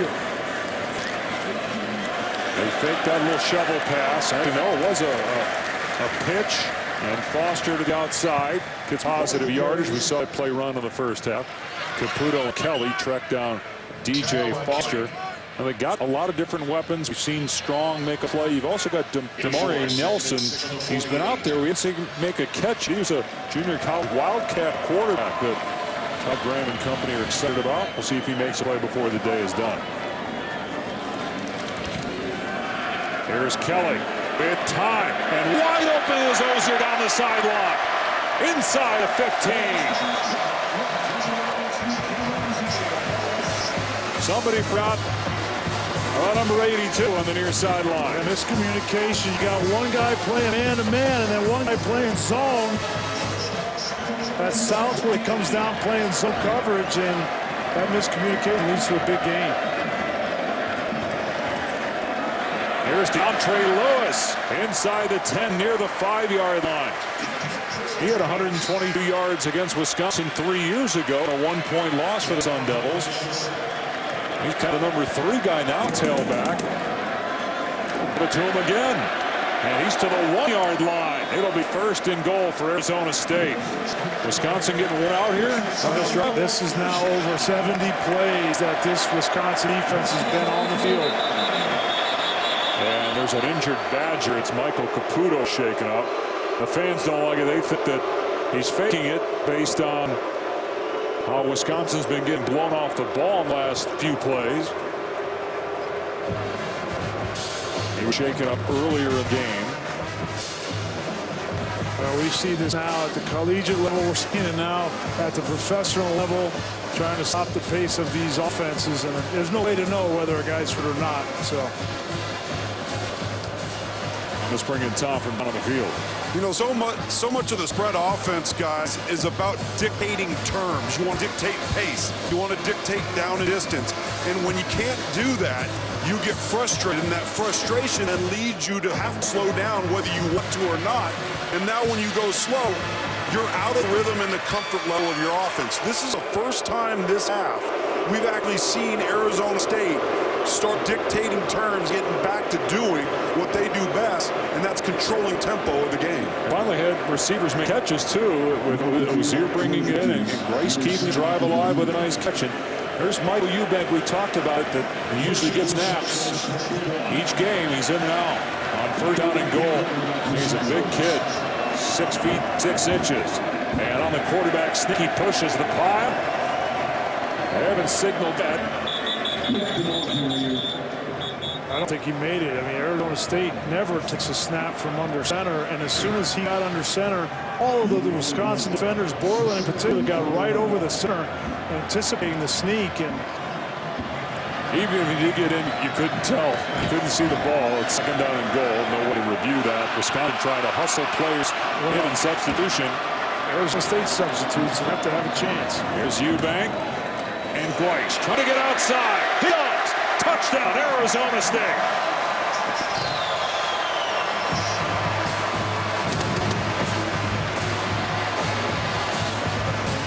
Second score of the night for Marion Grice. 19 total touchdowns a year ago, and we'll see if Arizona State goes for the top here, or if they elect to kick the extra point. They can do either the way they have it set up. They've got Berkovich, a backup quarterback, in Foster as well. They're going for here, and now penalty flags fly. I think Wisconsin has 14 guys on the field.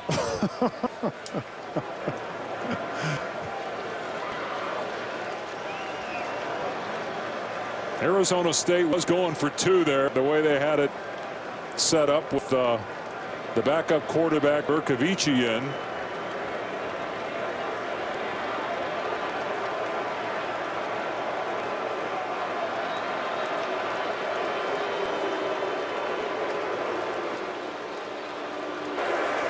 Timeout, Wisconsin. So they burn a timeout. They had at least 12. At least 12. Timeout prior to the flags being thrown for 12 people on the field. Well, that's big, because if that was penalty, if too many guys on the field, it would have been half the distance. So they're going a much easier conversion inside the football game. Yeah. So a good timeout from Gary Anderson. Take a look at the touchdown off the left side for Marion Grice for the second time tonight. Yeah, great blocking on the edge, and Borland comes through, tries to sweep a leg, and you're not going to catch Marion Grice when he hits the edge. And when you put Eubank in there, everybody anticipates power inside, and then you hand it to Grice on the outside. It's an easy touchdown. No, not Taylor. Kelly is back on the field, as they will go for two to try and tie the game. The last time they met 3 years ago, it was a one-point game. Wisconsin won it 20-19 on a failed extra point by the Sun Devils. Keep an eye on the matchup. Chris Coral right up here in the slot. They're doubling them now, Wisconsin.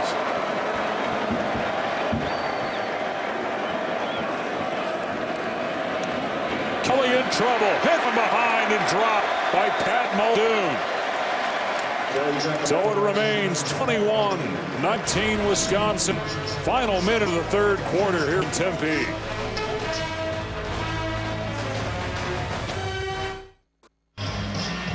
So Wisconsin maintains its lead by sacking the quarterback and keeping Arizona State from converting on the two-point play.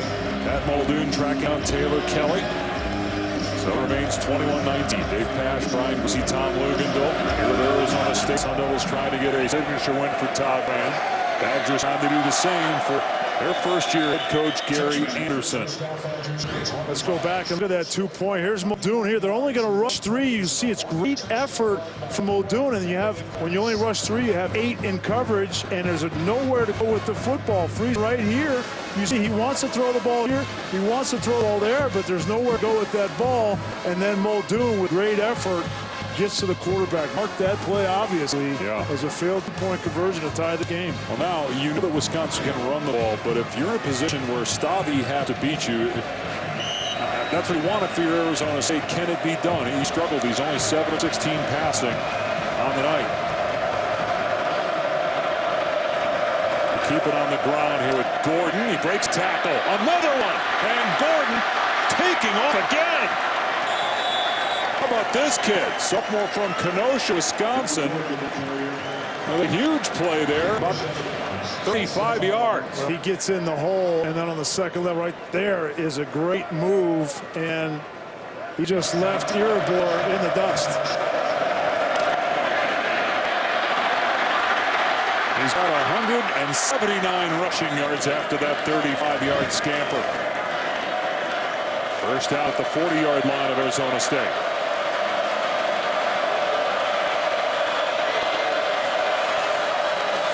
Here's play action. Stubby setting up, looking deep, airing it out. Abradaris diving to make the play at the 21-yard line. A 19-yard pickup. Well, we knew that play action was going to be there anytime they wanted it. This was a great job. You're going to see the receiver come down, Abradaris, and come back to the football. It wasn't how they probably practiced it all week, but a great adjustment from Abradaris and fighting back to the football and giving Stavi a place to throw that ball. That's just experience. helping out his quarterback. That's the end of the third quarter. Badgers on the cusp of the red zone as we start the fourth with a 2-point lead over ASU.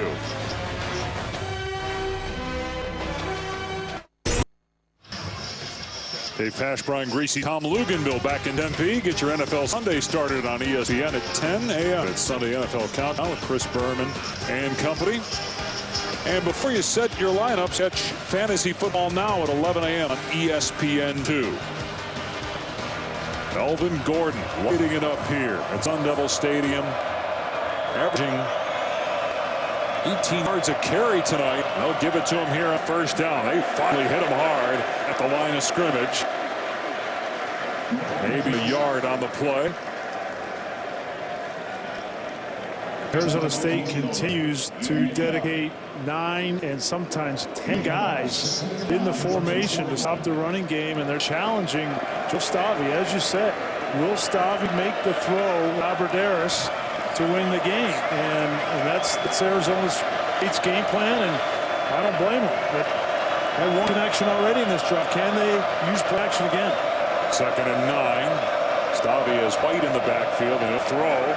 And it's a screen to White, gets a block, and then White runs into his center, Dallas Llewellyn, who thankfully hops to his feet. That looked ugly. He appears to be okay. So it's 3rd down and 4 coming up for Wisconsin. The two teams met in Madison a few years ago. A blocked extra point was the difference. Wisconsin won. And so far this game, a failed 2-point conversion by ASU the difference. And the Sun Devils hoping here to hold Wisconsin to a field goal try. Big 3rd down here. I'm not surprised if they run the football. You know, it's 3rd and 4. You got Strauss in at fullback in front of White. It's play action. And Stavi fires. Broken off. Intended for Pedersen. All the Darby had covered, and it's 4th down. Well, I think Arizona State knew this was coming. This play action, corner flat combination, and they're trying to get the ball to Pedersen and give credit to Alden Darby, the senior. With so many plays for the Arizona State defense, and this is a field goal attempt. There was contact, but late as the ball arrived. Wisconsin had some troubles in the field goal kicking game. Kyle French missed 6 of 16 last year, 1 of 2 this year. And made a field goal at 21 yards. This is a 34-yard attempt. The clock winding down. And the kick is good, and the lead is 5 for Wisconsin. Early 4th quarter here in Arizona.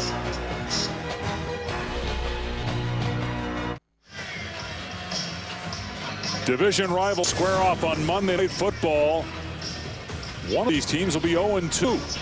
As the Steelers and Bengals clash. Monday Night Countdown kicks things off at 6:30. Then it's Pittsburgh and Cincinnati, 8:25 on ESPN. Wisconsin leading Arizona State after a field goal by Kyle French, 24-19. Darby and Vice are deep as French will gear up for the kickoff from the 35. The last of 4 games pitting Big Ten Pac-12 opponents. Pac-12 1-2. The Big Ten with 1 win so far today. And here's Grice. And he's up to the 23-yard line as we bring Tom Luganville in from the field. You know, the second quarter matchups that ASU found to be so successful was hitting number 8 DJ Foster, number 1 Marion Grice in the slot as the number 3 receiver over the linebackers and strong safeties for Wisconsin. They have not done that since the second quarter. Secondly, number 97 Brandon Kelly has the unenviable task of having to match up in space versus Marion Grice. He's got to be get in when Grice is offset to his side. He's going to hit the wheel route down the sideline. Let's see how they handle this possession here. First down. And Grice a little banged up, so DeAndre Lewis is in, and it's a pass play for Kelly. And his pass is dropped. Another drop. This one by Chris Coyle, normally sure-handed, so it's 2nd down and 10. Well, Wisconsin defensively has stayed in their nickel most of the game, and so they have one liability, as Tom pointed out, and that's Brendan Kelly. And they're going to try not to get him matched up with Grice and with Foster. And if I'm Arizona State, you're right, you got to get the ball in number 8's hand, the slot. Here he is right here, and he matched up on a nickel. That's advantage for Arizona State. That's Nate Hammond, the backup freshman safety. Now they move up Borland near him. As Kelly goes down the sideline, a back shoulder throw that's caught by Jalen Strong. A first down to the 43. Gain of 19 on the play. We see more quarterback and wide receivers in college working on this throw, and this is done perfectly. Throw right at the back of the helmet, and you tell the wide receiver to wait until the last second to turn around. It's well done by Jalen Strong and Taylor Kelly. I think Strong can be a difference maker for the Sun Devils, and he's made a couple plays here. They go to him again. He goes up high and makes the grab. A beautiful catch inside the Badger 35. Exact same call against man-to-man, and that's Hillary, who's a backup corner. And a great adjustment from Jalen Strong. You can see why they're so excited about his playmaking ability in crowded spaces with corners on. You got to have guys that can take the top off the defense, as you like to say, in a conference like the Pac-12. As Kelly will throw it again here, going to go deep into the end zone. Incomplete, trying to hit Strong, who is in double coverage. Brian, you referenced his big playability, Jalen Strong down the sideline, but I think it's his size and speed combination that was sorely lacking in this offense a year ago, particularly in contested matchups, one-on-one, where your quarterback, Taylor Kelly's got tremendous confidence. And guys, just another note to Jordan Shelton, the freshman corner, has not been in the last 3 plays. Darius Hillary, we've seen him spell Shelton from time to time at corner. Kelly throwing again, and this pass is off target, incomplete. There's contact as Foster was hit by Caputo. Maybe it was uncatchable. The official was watching it the entire way. Well, there's no question that Caputo got there early, and that should have been a flag. There's no question he was there early. So now really for Arizona State, you're in 4-down territory. We'll see how they handle this play. 3rd and 10. Sojourn Shelton is back in game at the top of the screen on Jalen Strong, so it's a good sign for Wisconsin. Man-to-man. Kelly, get rid of the pass, and it is caught. E.J. Foster with the defender Caputo all over him. A lot of back shoulder throws on this drive. Well, it's all man-to-man coverage from Wisconsin, and they're challenging Arizona State to make plays. Taylor Kelly is throwing the ball on a dime, and his receivers are now starting to step up and make the plays they weren't making in the first half. They're inside the 15. 7th play of the drive. ASU down 5, 12-minute mark. Kelly, another straight drop back. Another back shoulder throw and a flag. Going for Strong, and Darius Hillary, the guilty man.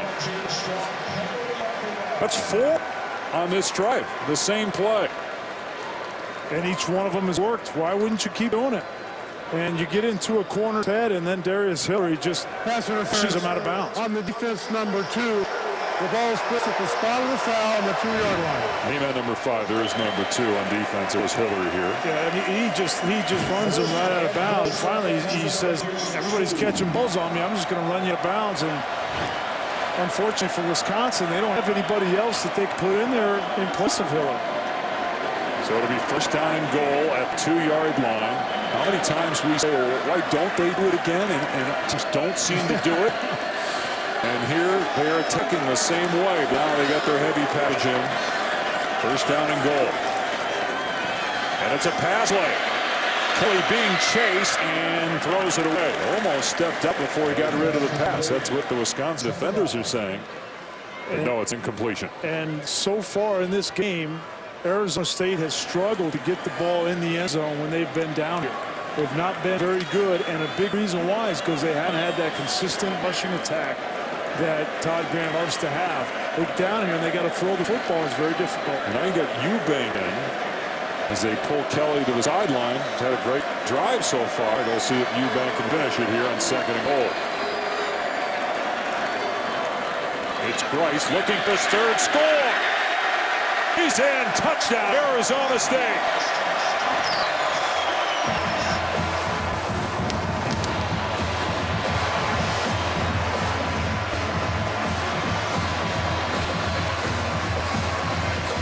And for the first time since the opening quarter, the Sun Devils are on top.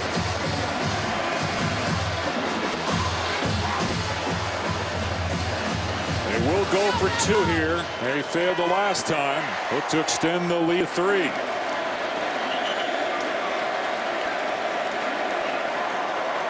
I don't know if they want to go for 2, but they seem to be confused. And they had a kicking team on the field, and now they're trying to get their offense situated. And You got it for 2, right? still a lot of time on the clock, 20 seconds on the clock. But this is the right decision. Yes, absolutely. Just looked like they had their kicking team out on the field.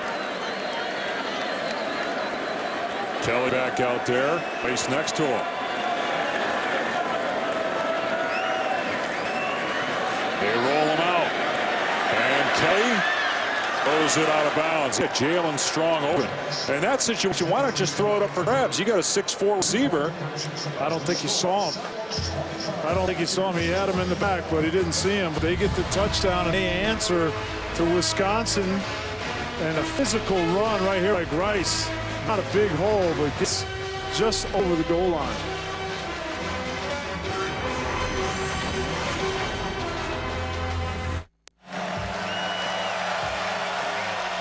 ESPN College Football Finale, brought to you by the all-new 2014 Mitsubishi Outlander and Firestone, reminding you that whatever you drive a Firestone. Some impressive throws by Taylor Kelly on that last drive, particularly those back shoulder throws, and the last 2 possessions for Arizona State. They have dominated Wisconsin's defense. They regain the lead, 25-24. Plenty of time left here in the 4th quarter.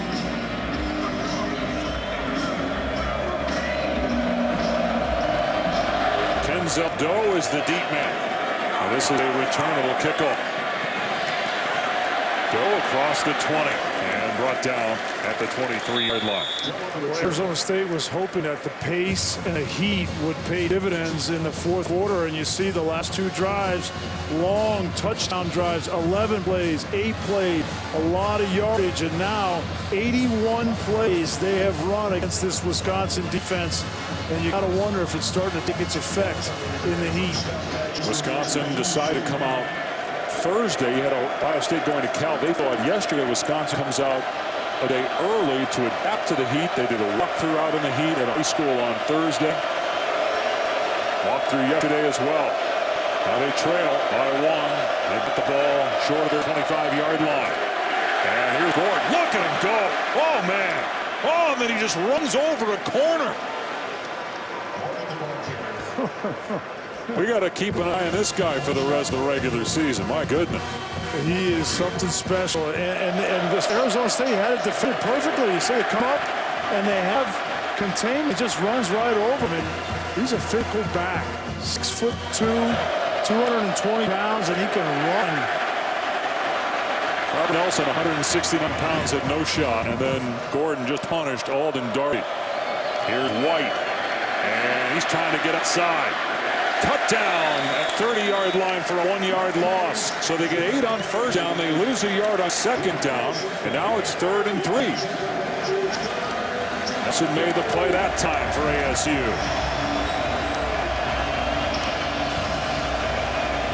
I'm getting the ball in Melvin Gordon's hands any way that I can. Don't rule out a screen. It's like a run play, but you get him on the edge, and this pass rush for Arizona State is fierce. Put Stabby in the gun here with Gordon and White. Stabby to throw. And it's knocked down at the line of scrimmage. That's the 2nd time today, and it's Jackson Hood who got it again. Stabby's 6'5". I don't know if the passes are low. Jackson Hood's 6 feet tall. He's knocked down 2 passes. I just think this was a poor throw. He's just trying to dump the ball to James White. And he threw the ball low. He threw the ball right in Jackson Hood's face mask. And if you're going to throw that ball over the middle, over those defensive linemen, you've got to get high as a quarterback with as high a release as you possibly can. Joe Stabby's 6'5". He's really tall. 5 inches taller than the guy who knocked it down. Olsen, the deep man here as Wisconsin kicks it away. Makes the first man miss. Nelson finally brought down by Chris Borland. Special teams ace and standout linebacker for the Badgers.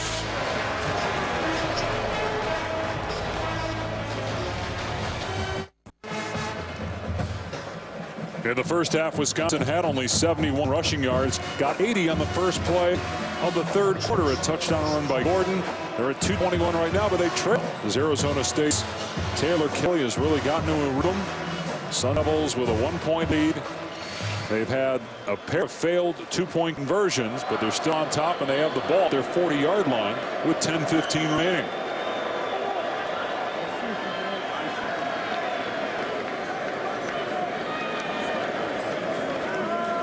Kelly will hand it off here at 1st and 10. Grace able to turn the corner. He's pushed out after a gain of close to 8 yards by Ethan Armstrong. Grice with 3 rushing touchdowns in this game for ASU.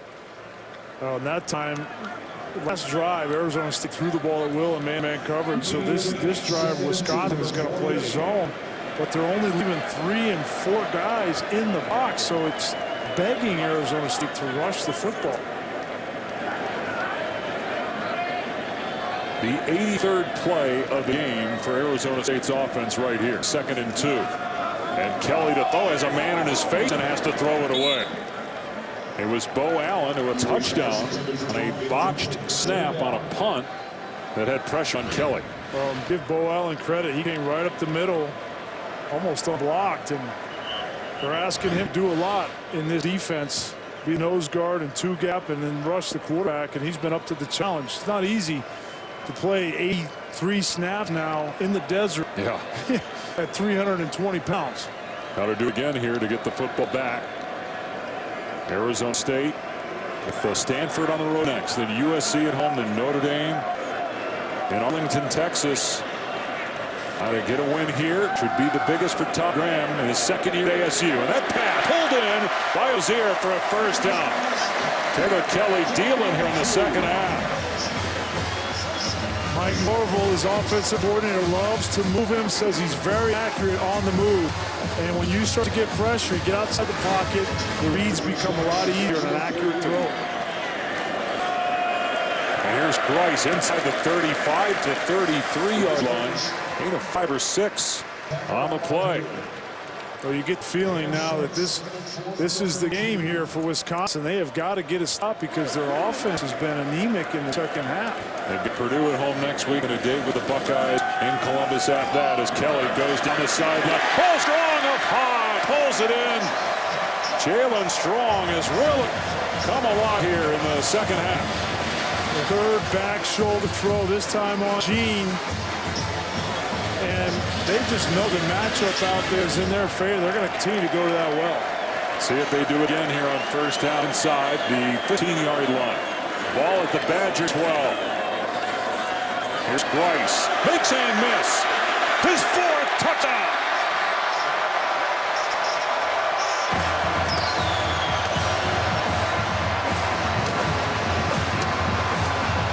Got some help from his quarterback, too, with a block by Kelly.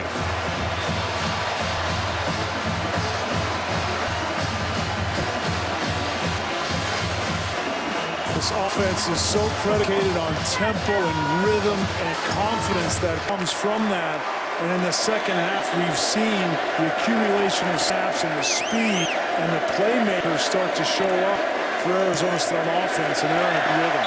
And think about it, their defense has only allowed 17 points. The other touchdown came on special teams. As the Sun Devils have an 8-point lead, Wisconsin needs a touchdown and a 2-point conversion as Marion Grice with his 4th rushing touchdown, and the Sun Devils on top and in control.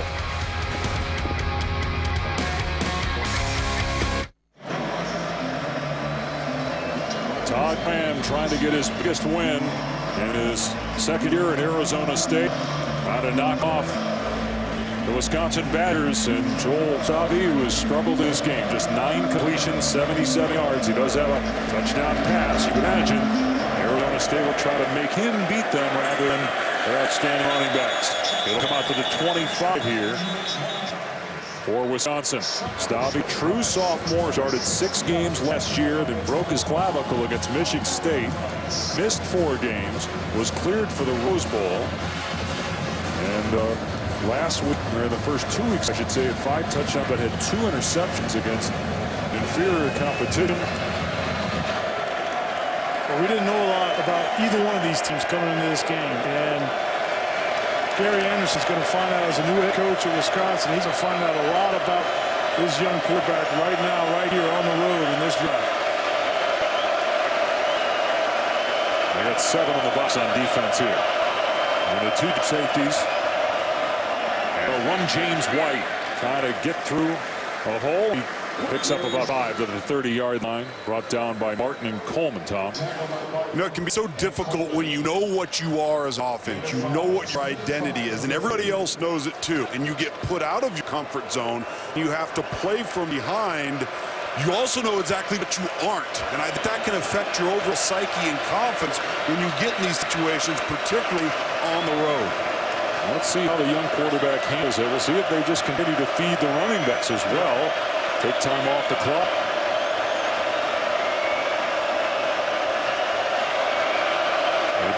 Pretty balanced run pass as Gordon is the tailback. And they drag Gordon on this time at the line of scrimmage. Bradford and Young. There are 2 Sun Devils shaken up. Bradford and Jackson Hood are both injured on the play for Arizona State. We saw Will Sutton leave and then return, and I had 2 other guys, Carl Bradford and Jackson Hood, who were down. Boy, 2 of the staples in this Arizona State defense, both holding their legs.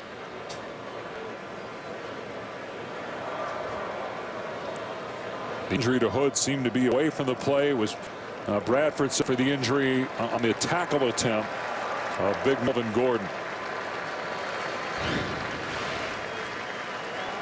Here's 92, and I think this is 52. And I think it's been he gets split there. Jackson Hood, oh my goodness, right there, he gets split. That hopefully he's all right.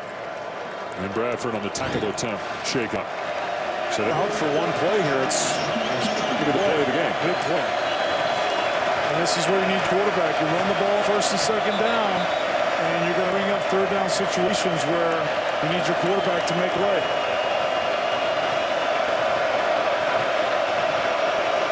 Other than really 2 run plays, they've held up pretty well on defense. Stavi throws incomplete. There was contact in the secondary, but the pass off target intended for Doe, and it's 4 down. The Badgers have to punt. That approach, I just don't think that kind of approach, running the ball first and second down, you put your quarterback in a difficult situation. Not very confident right now. The ball had no chance of being caught. You had a much better chance, play action potentially on a second down play, flipping the ball to Pedersen or flat or something like that to go on schedule and getting him some confidence before you had to go on third down. Oh, they think it here on 4th down. And it's Borland that's going to throw it, and it's caught by Pedersen. First down, Wisconsin and Arizona State territory. Fake punts were a staple when Brett Bielema was the head coach of Wisconsin. And here Gary Anderson in his first big game dials it up beautifully. Well, give him credit. Here's Borland right here, and he is going to come around this way. Well-designed play. He just flips it to him. I thought Borland was going to run the ball. Looked like he had the room, but then he pulls it down. And Chris Borland do anything more for Wisconsin in this football game. And first down in Arizona State territory. But Bradford and Hood are back in for the Sun Devils. They go without a tailback here, so Stavi to throw on first down. Has time, and going deep. Abradaris inside the 20. First down, Badgers in the red zone. Great route again. Abradaris is just so friendly to the quarterback. He does all the things right to make it an easy throw. That time a double move on the outside, and he crosses face of the free safety rather than going behind him, and gives a friendly lane for a quarterback. First down at the 16-yard line of Arizona State after that 31-yard pass play. Abradaris the motion man here. White is the tailback. It's White trying to find a hole. They stand him up. Chris Young grabbing him from behind after a gain of about 3. That'll take us down to about 6 minutes. Wisconsin needs a touchdown and a 2-point conversion to tie. The 10th carry for White in this game. He and Melvin Gordon has split the carry so far.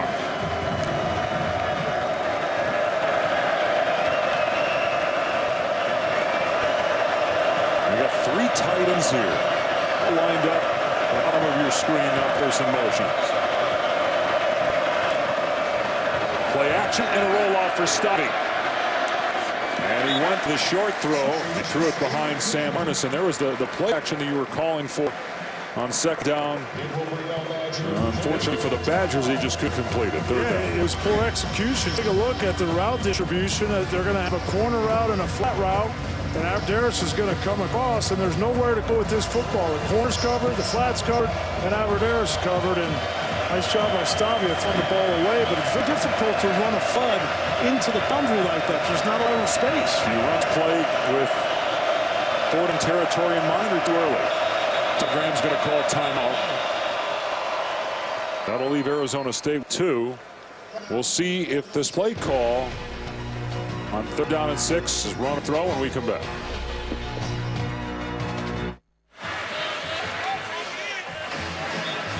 Big pass by BC Tom Lugan, Bill Tempe. 3rd down and 6. We saw play action pass in 2nd down. What do you expect Well, here? on 3rd down, Stovey has not looked comfortable. On the last 2 3rd downs, he's not thrown the ball well.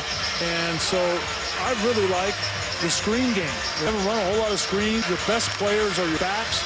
You have athletic offensive linemen that can get downfield, and you can bring rush in. It's a safe throw. But they had trouble getting the proper personnel in the huddle there. 3rd down and 6. And Stovey throwing. Pressure comes. Stovey in trouble. Gets out of there and bumps it off to White. Inside the 5. Down at the 3. It's 1st and goal.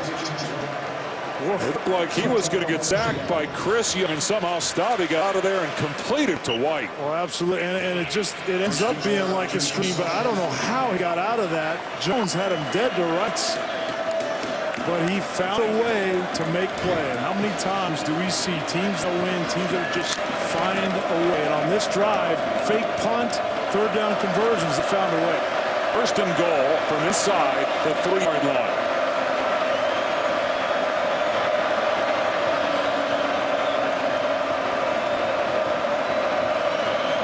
Here's White, nowhere to go. Erebor, who's made a lot of plays today, comes in from the corner spot. It's a 2-yard loss. We were at practice yesterday, and one of the things that we saw with Todd Grant, his defense, he felt like this game could come down to a goal line stand. And he said, we're going to have to make one play. And our philosophy on defense is to get 11 guys in the backfield. That time, Erebor, he's got 2 more snaps here. We'll see if this Arizona State defense can keep him out. And that practice, Graham spent a good minute and a half making sure players recognize the importance. Here's Gordon. And he breaks the tackle and gets to the 1-yard line. So it's 3rd down and goal. Will Sutton makes his 1st tackle of the contest. Ball inside the 1-yard line for 3rd down. And here it is, exactly like Coach Graham laid it out. And Will Sutton, Jackson Hood, those guys on this play, they're going to be knifing in, trying to make this this offense stumble in the backfield. 3 tight ends. Gordon is the tailback. 3rd down and goal. It's Gordon. It's a touchdown. And the Badgers within 2 with 3:53 on the clock. 2nd touchdown of the game for Melvin Gordon. He had 3 all of last year. He's closing it on 200 yards for the game. And they ran right behind their best offensive lineman, their left guard, Ryan Groy. And he doubled the nose with the center up to the 2nd level. That was an easy walk-in. So the Badgers going 2. They take Gordon out of the game. It'll be White at running back. Wisconsin looking to tie it. Stovey in the gun. Stovey going to get hit from behind. No conversion.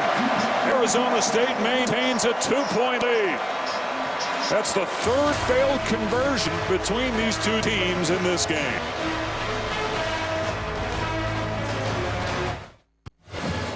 How about the play of Carl Bradford fighting off injury? hit the quarterback Stavi and failed conversion. There he is right here. He's on the redshirt freshman, Tyler Merritt's, and he just goes around. Once he gets that edge, he is very difficult to keep off the quarterback, and it seems like he's been fighting cramping in this second half. His hamstring issues, a lot of times that's cramping, just like it can be in the lower leg. Give Carl Brentford credit. Coach Graham told us he was one of the most improved and more mature players from a year ago on this entire football team for Arizona State, and he has showed up here when it's been money time and made plays. Wisconsin has 2 timeouts remaining. Trailing by 2 as the Badgers kick it away to ASU. Bryce will run out and get to the 20-yard line. Brought down at the 21. Check out Sunday Night Baseball tomorrow night. The Red Sox and the Yankees at 8 on ESPN. Boston beat New York today 5-1. We got a good one here in Tempe. Final game tonight on ESPN. From the last of 4 Pac-12 Big Ten contests today.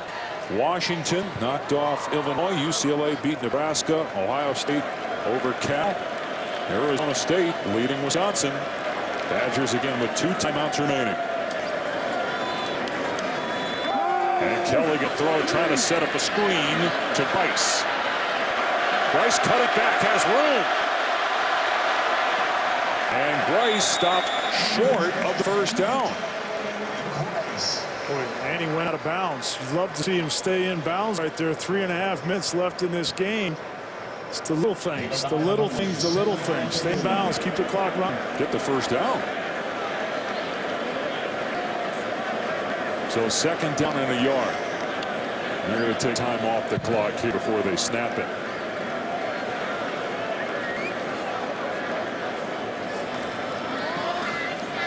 And Bryce gets the first down here. Chris Borland tripped him up. Guy Mike Norvell, the offense coordinator at Arizona State, standing right beside me here, and he's dictating tempo. He's not going to allow this ball to be snapped. He's got his eye on the 25-second clock, or 40-second clock, excuse me, and he's just holding his hand up. You get him on the sideline right here, and they're just going to wait and wait and wait. Doing a nice job, again, dictating terms. Sometimes those terms aren't upbeat. And if Wisconsin stops them here and they don't get a lot of yards on first down, do they start using those timeouts? Absolutely. The snap will come with about 2:40 on the clock. The clock at 4. They got to hurry. It's at 1. They didn't get it off. I think Todd Graham got a timeout. He's furious that Arizona State didn't snap the ball. Timeout. 30-second timeout.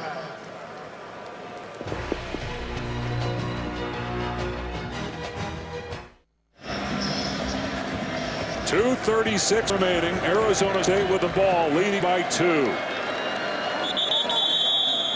And there's a flag down, so it's going to be 1st and 15. False start on the Sun Devils. False start, offense, number 8. Flag penalty, still first down. It's on DJ Foster. Again, the Badgers with 2 timeouts. And that's a bad penalty, because you would love to be able to run the ball to convert your first downs, but when you're 1st and 15, now it becomes very difficult, and now Wisconsin can use their 2 timeouts. Clock stopped because of the penalty.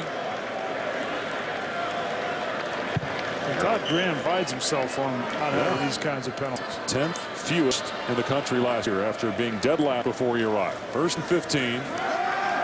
And Kelly on the roll-up, throwing it deep. It's caught for a first down at the 48-yard line by DJ Foster.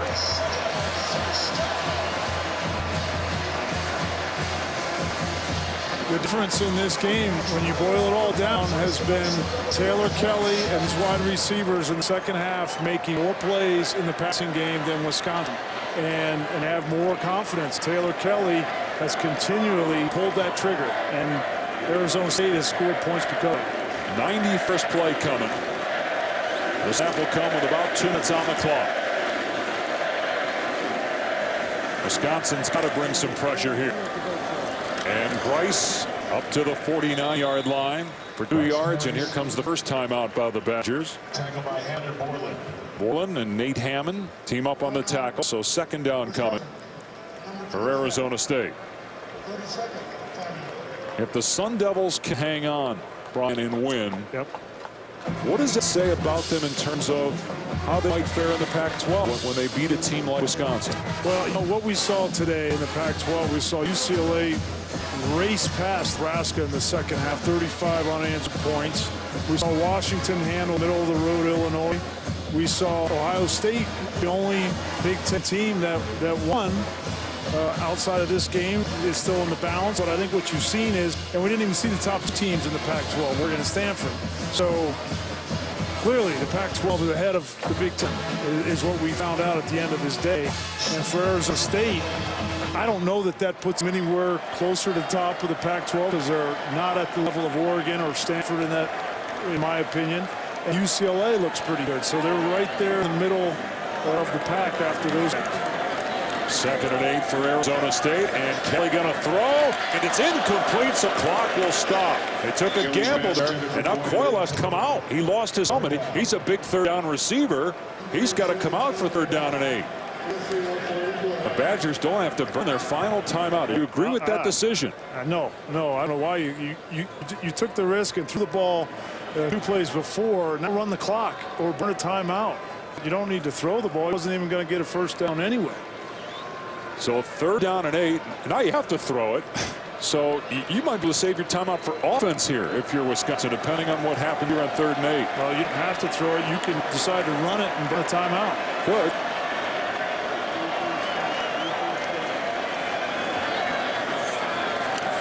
And Kelly on a quarterback run. And he is driven down at midfield. And Wisconsin will use the timeout. And they're going to have plenty of time. 1:44 on the clock.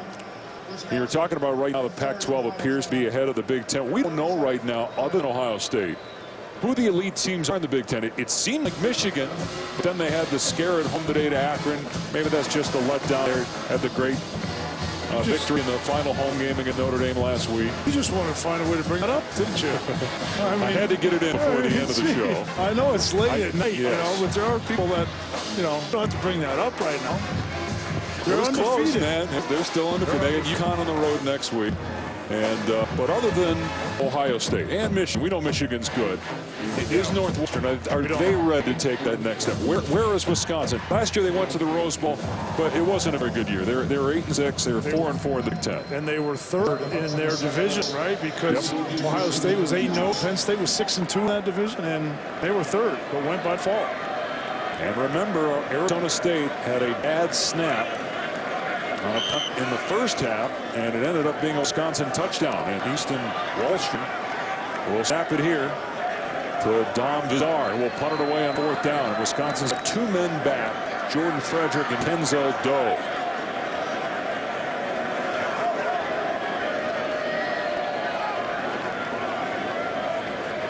A good snap here. And dangerous play there by Doe, running with a head of steam, and then that ball ended up around his face mask. He put hands up to make the fair catch around the 17-yard line. So 1:36 left, no timeouts remaining for the Badgers. They trail Arizona State by 2, 32-30. Wisconsin led by 8 at the start of 3rd quarter when Gore took off on an 80-yard rushing score. Arizona State came storming back with a quarterback play. Taylor Kelly, Marion Grice with 4 rushing touchdowns. We've had a total of 3 failed 2-point conversions between these 2 teams. And now all the Badgers need is a field goal win.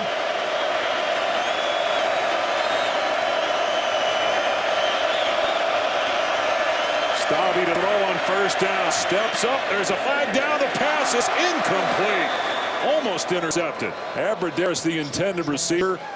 Martin was in coverage. Darby was in the area. It's going to be a Badger penalty anyway.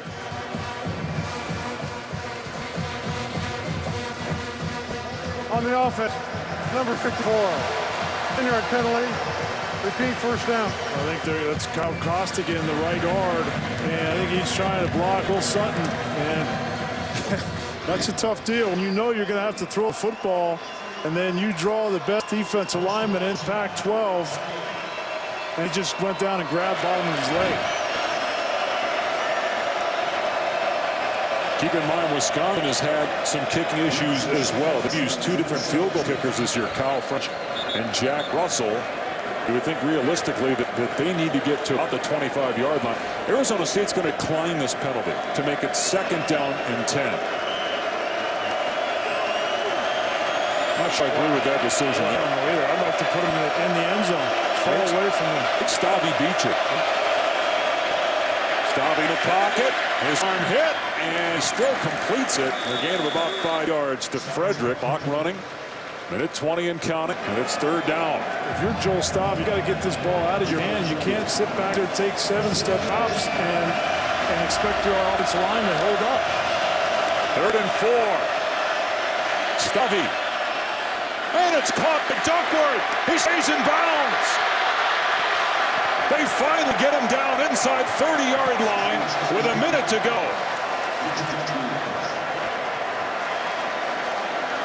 Well, just as Taylor Kelly was making these back shoulder throws for Arizona State, then Joel Stabby comes back and makes it to Duckworth. Did he stay in bounds? Ooh, it's hard to tell. He stepped out on that sideline. Every play is reviewed. We'll see if they take more time to look at it.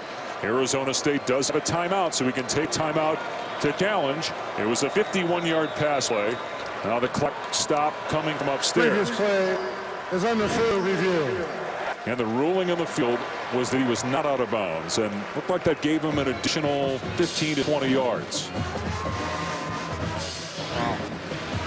Let's see if we can tell from this angle the left foot. It's both feet. First it's the left foot. It's hard to, then it's the right foot and the heel. Oh, that angle doesn't really tell you this whether angle, it's conclusive. So first it's the left foot. Is that in bounds? And that's hard to tell. And then if you let it go another frame, then you got to make a decision on the right heel right there. I think he's out there. It doesn't know if the heel is touching the ground. And remember, the call on the field is that it was inbounds. And I don't know if you consider that. No, it's not conclusive. There was a face mask that was missed as well. You saw the mask get tugged there.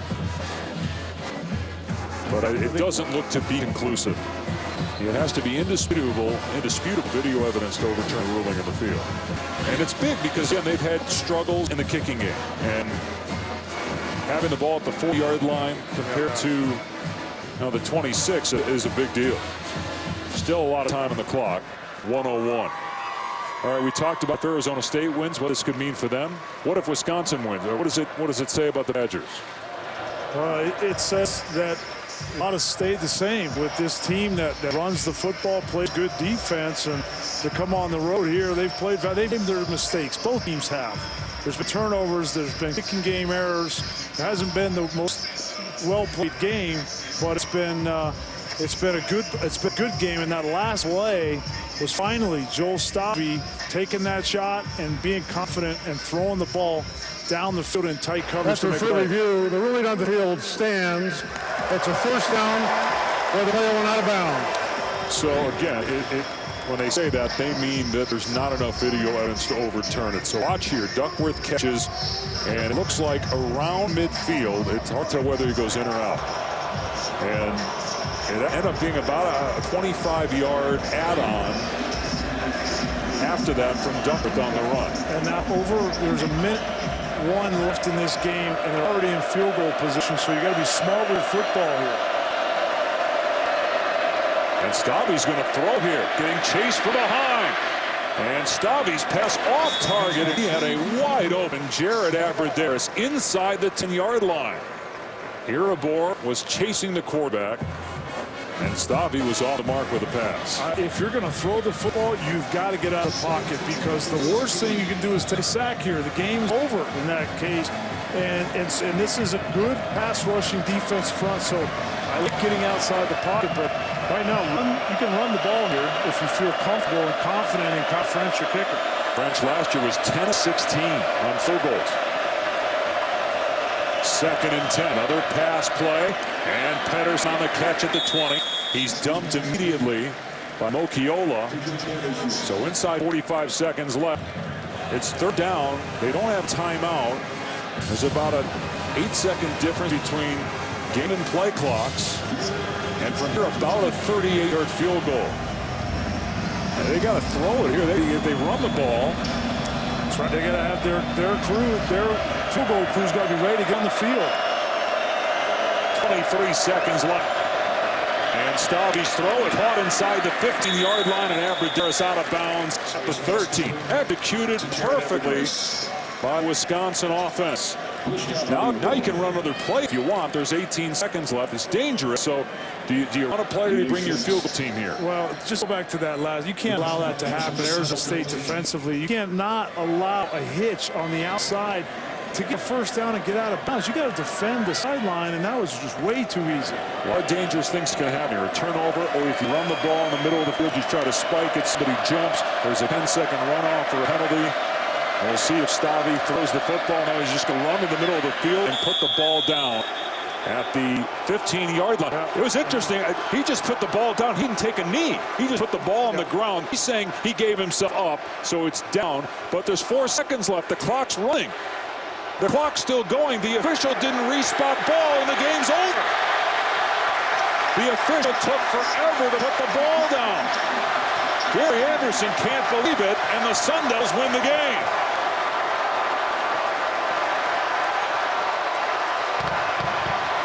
Why did it take forever for them to spot the ball? Wisconsin was going to get up there and spike it and bring their field goal team in.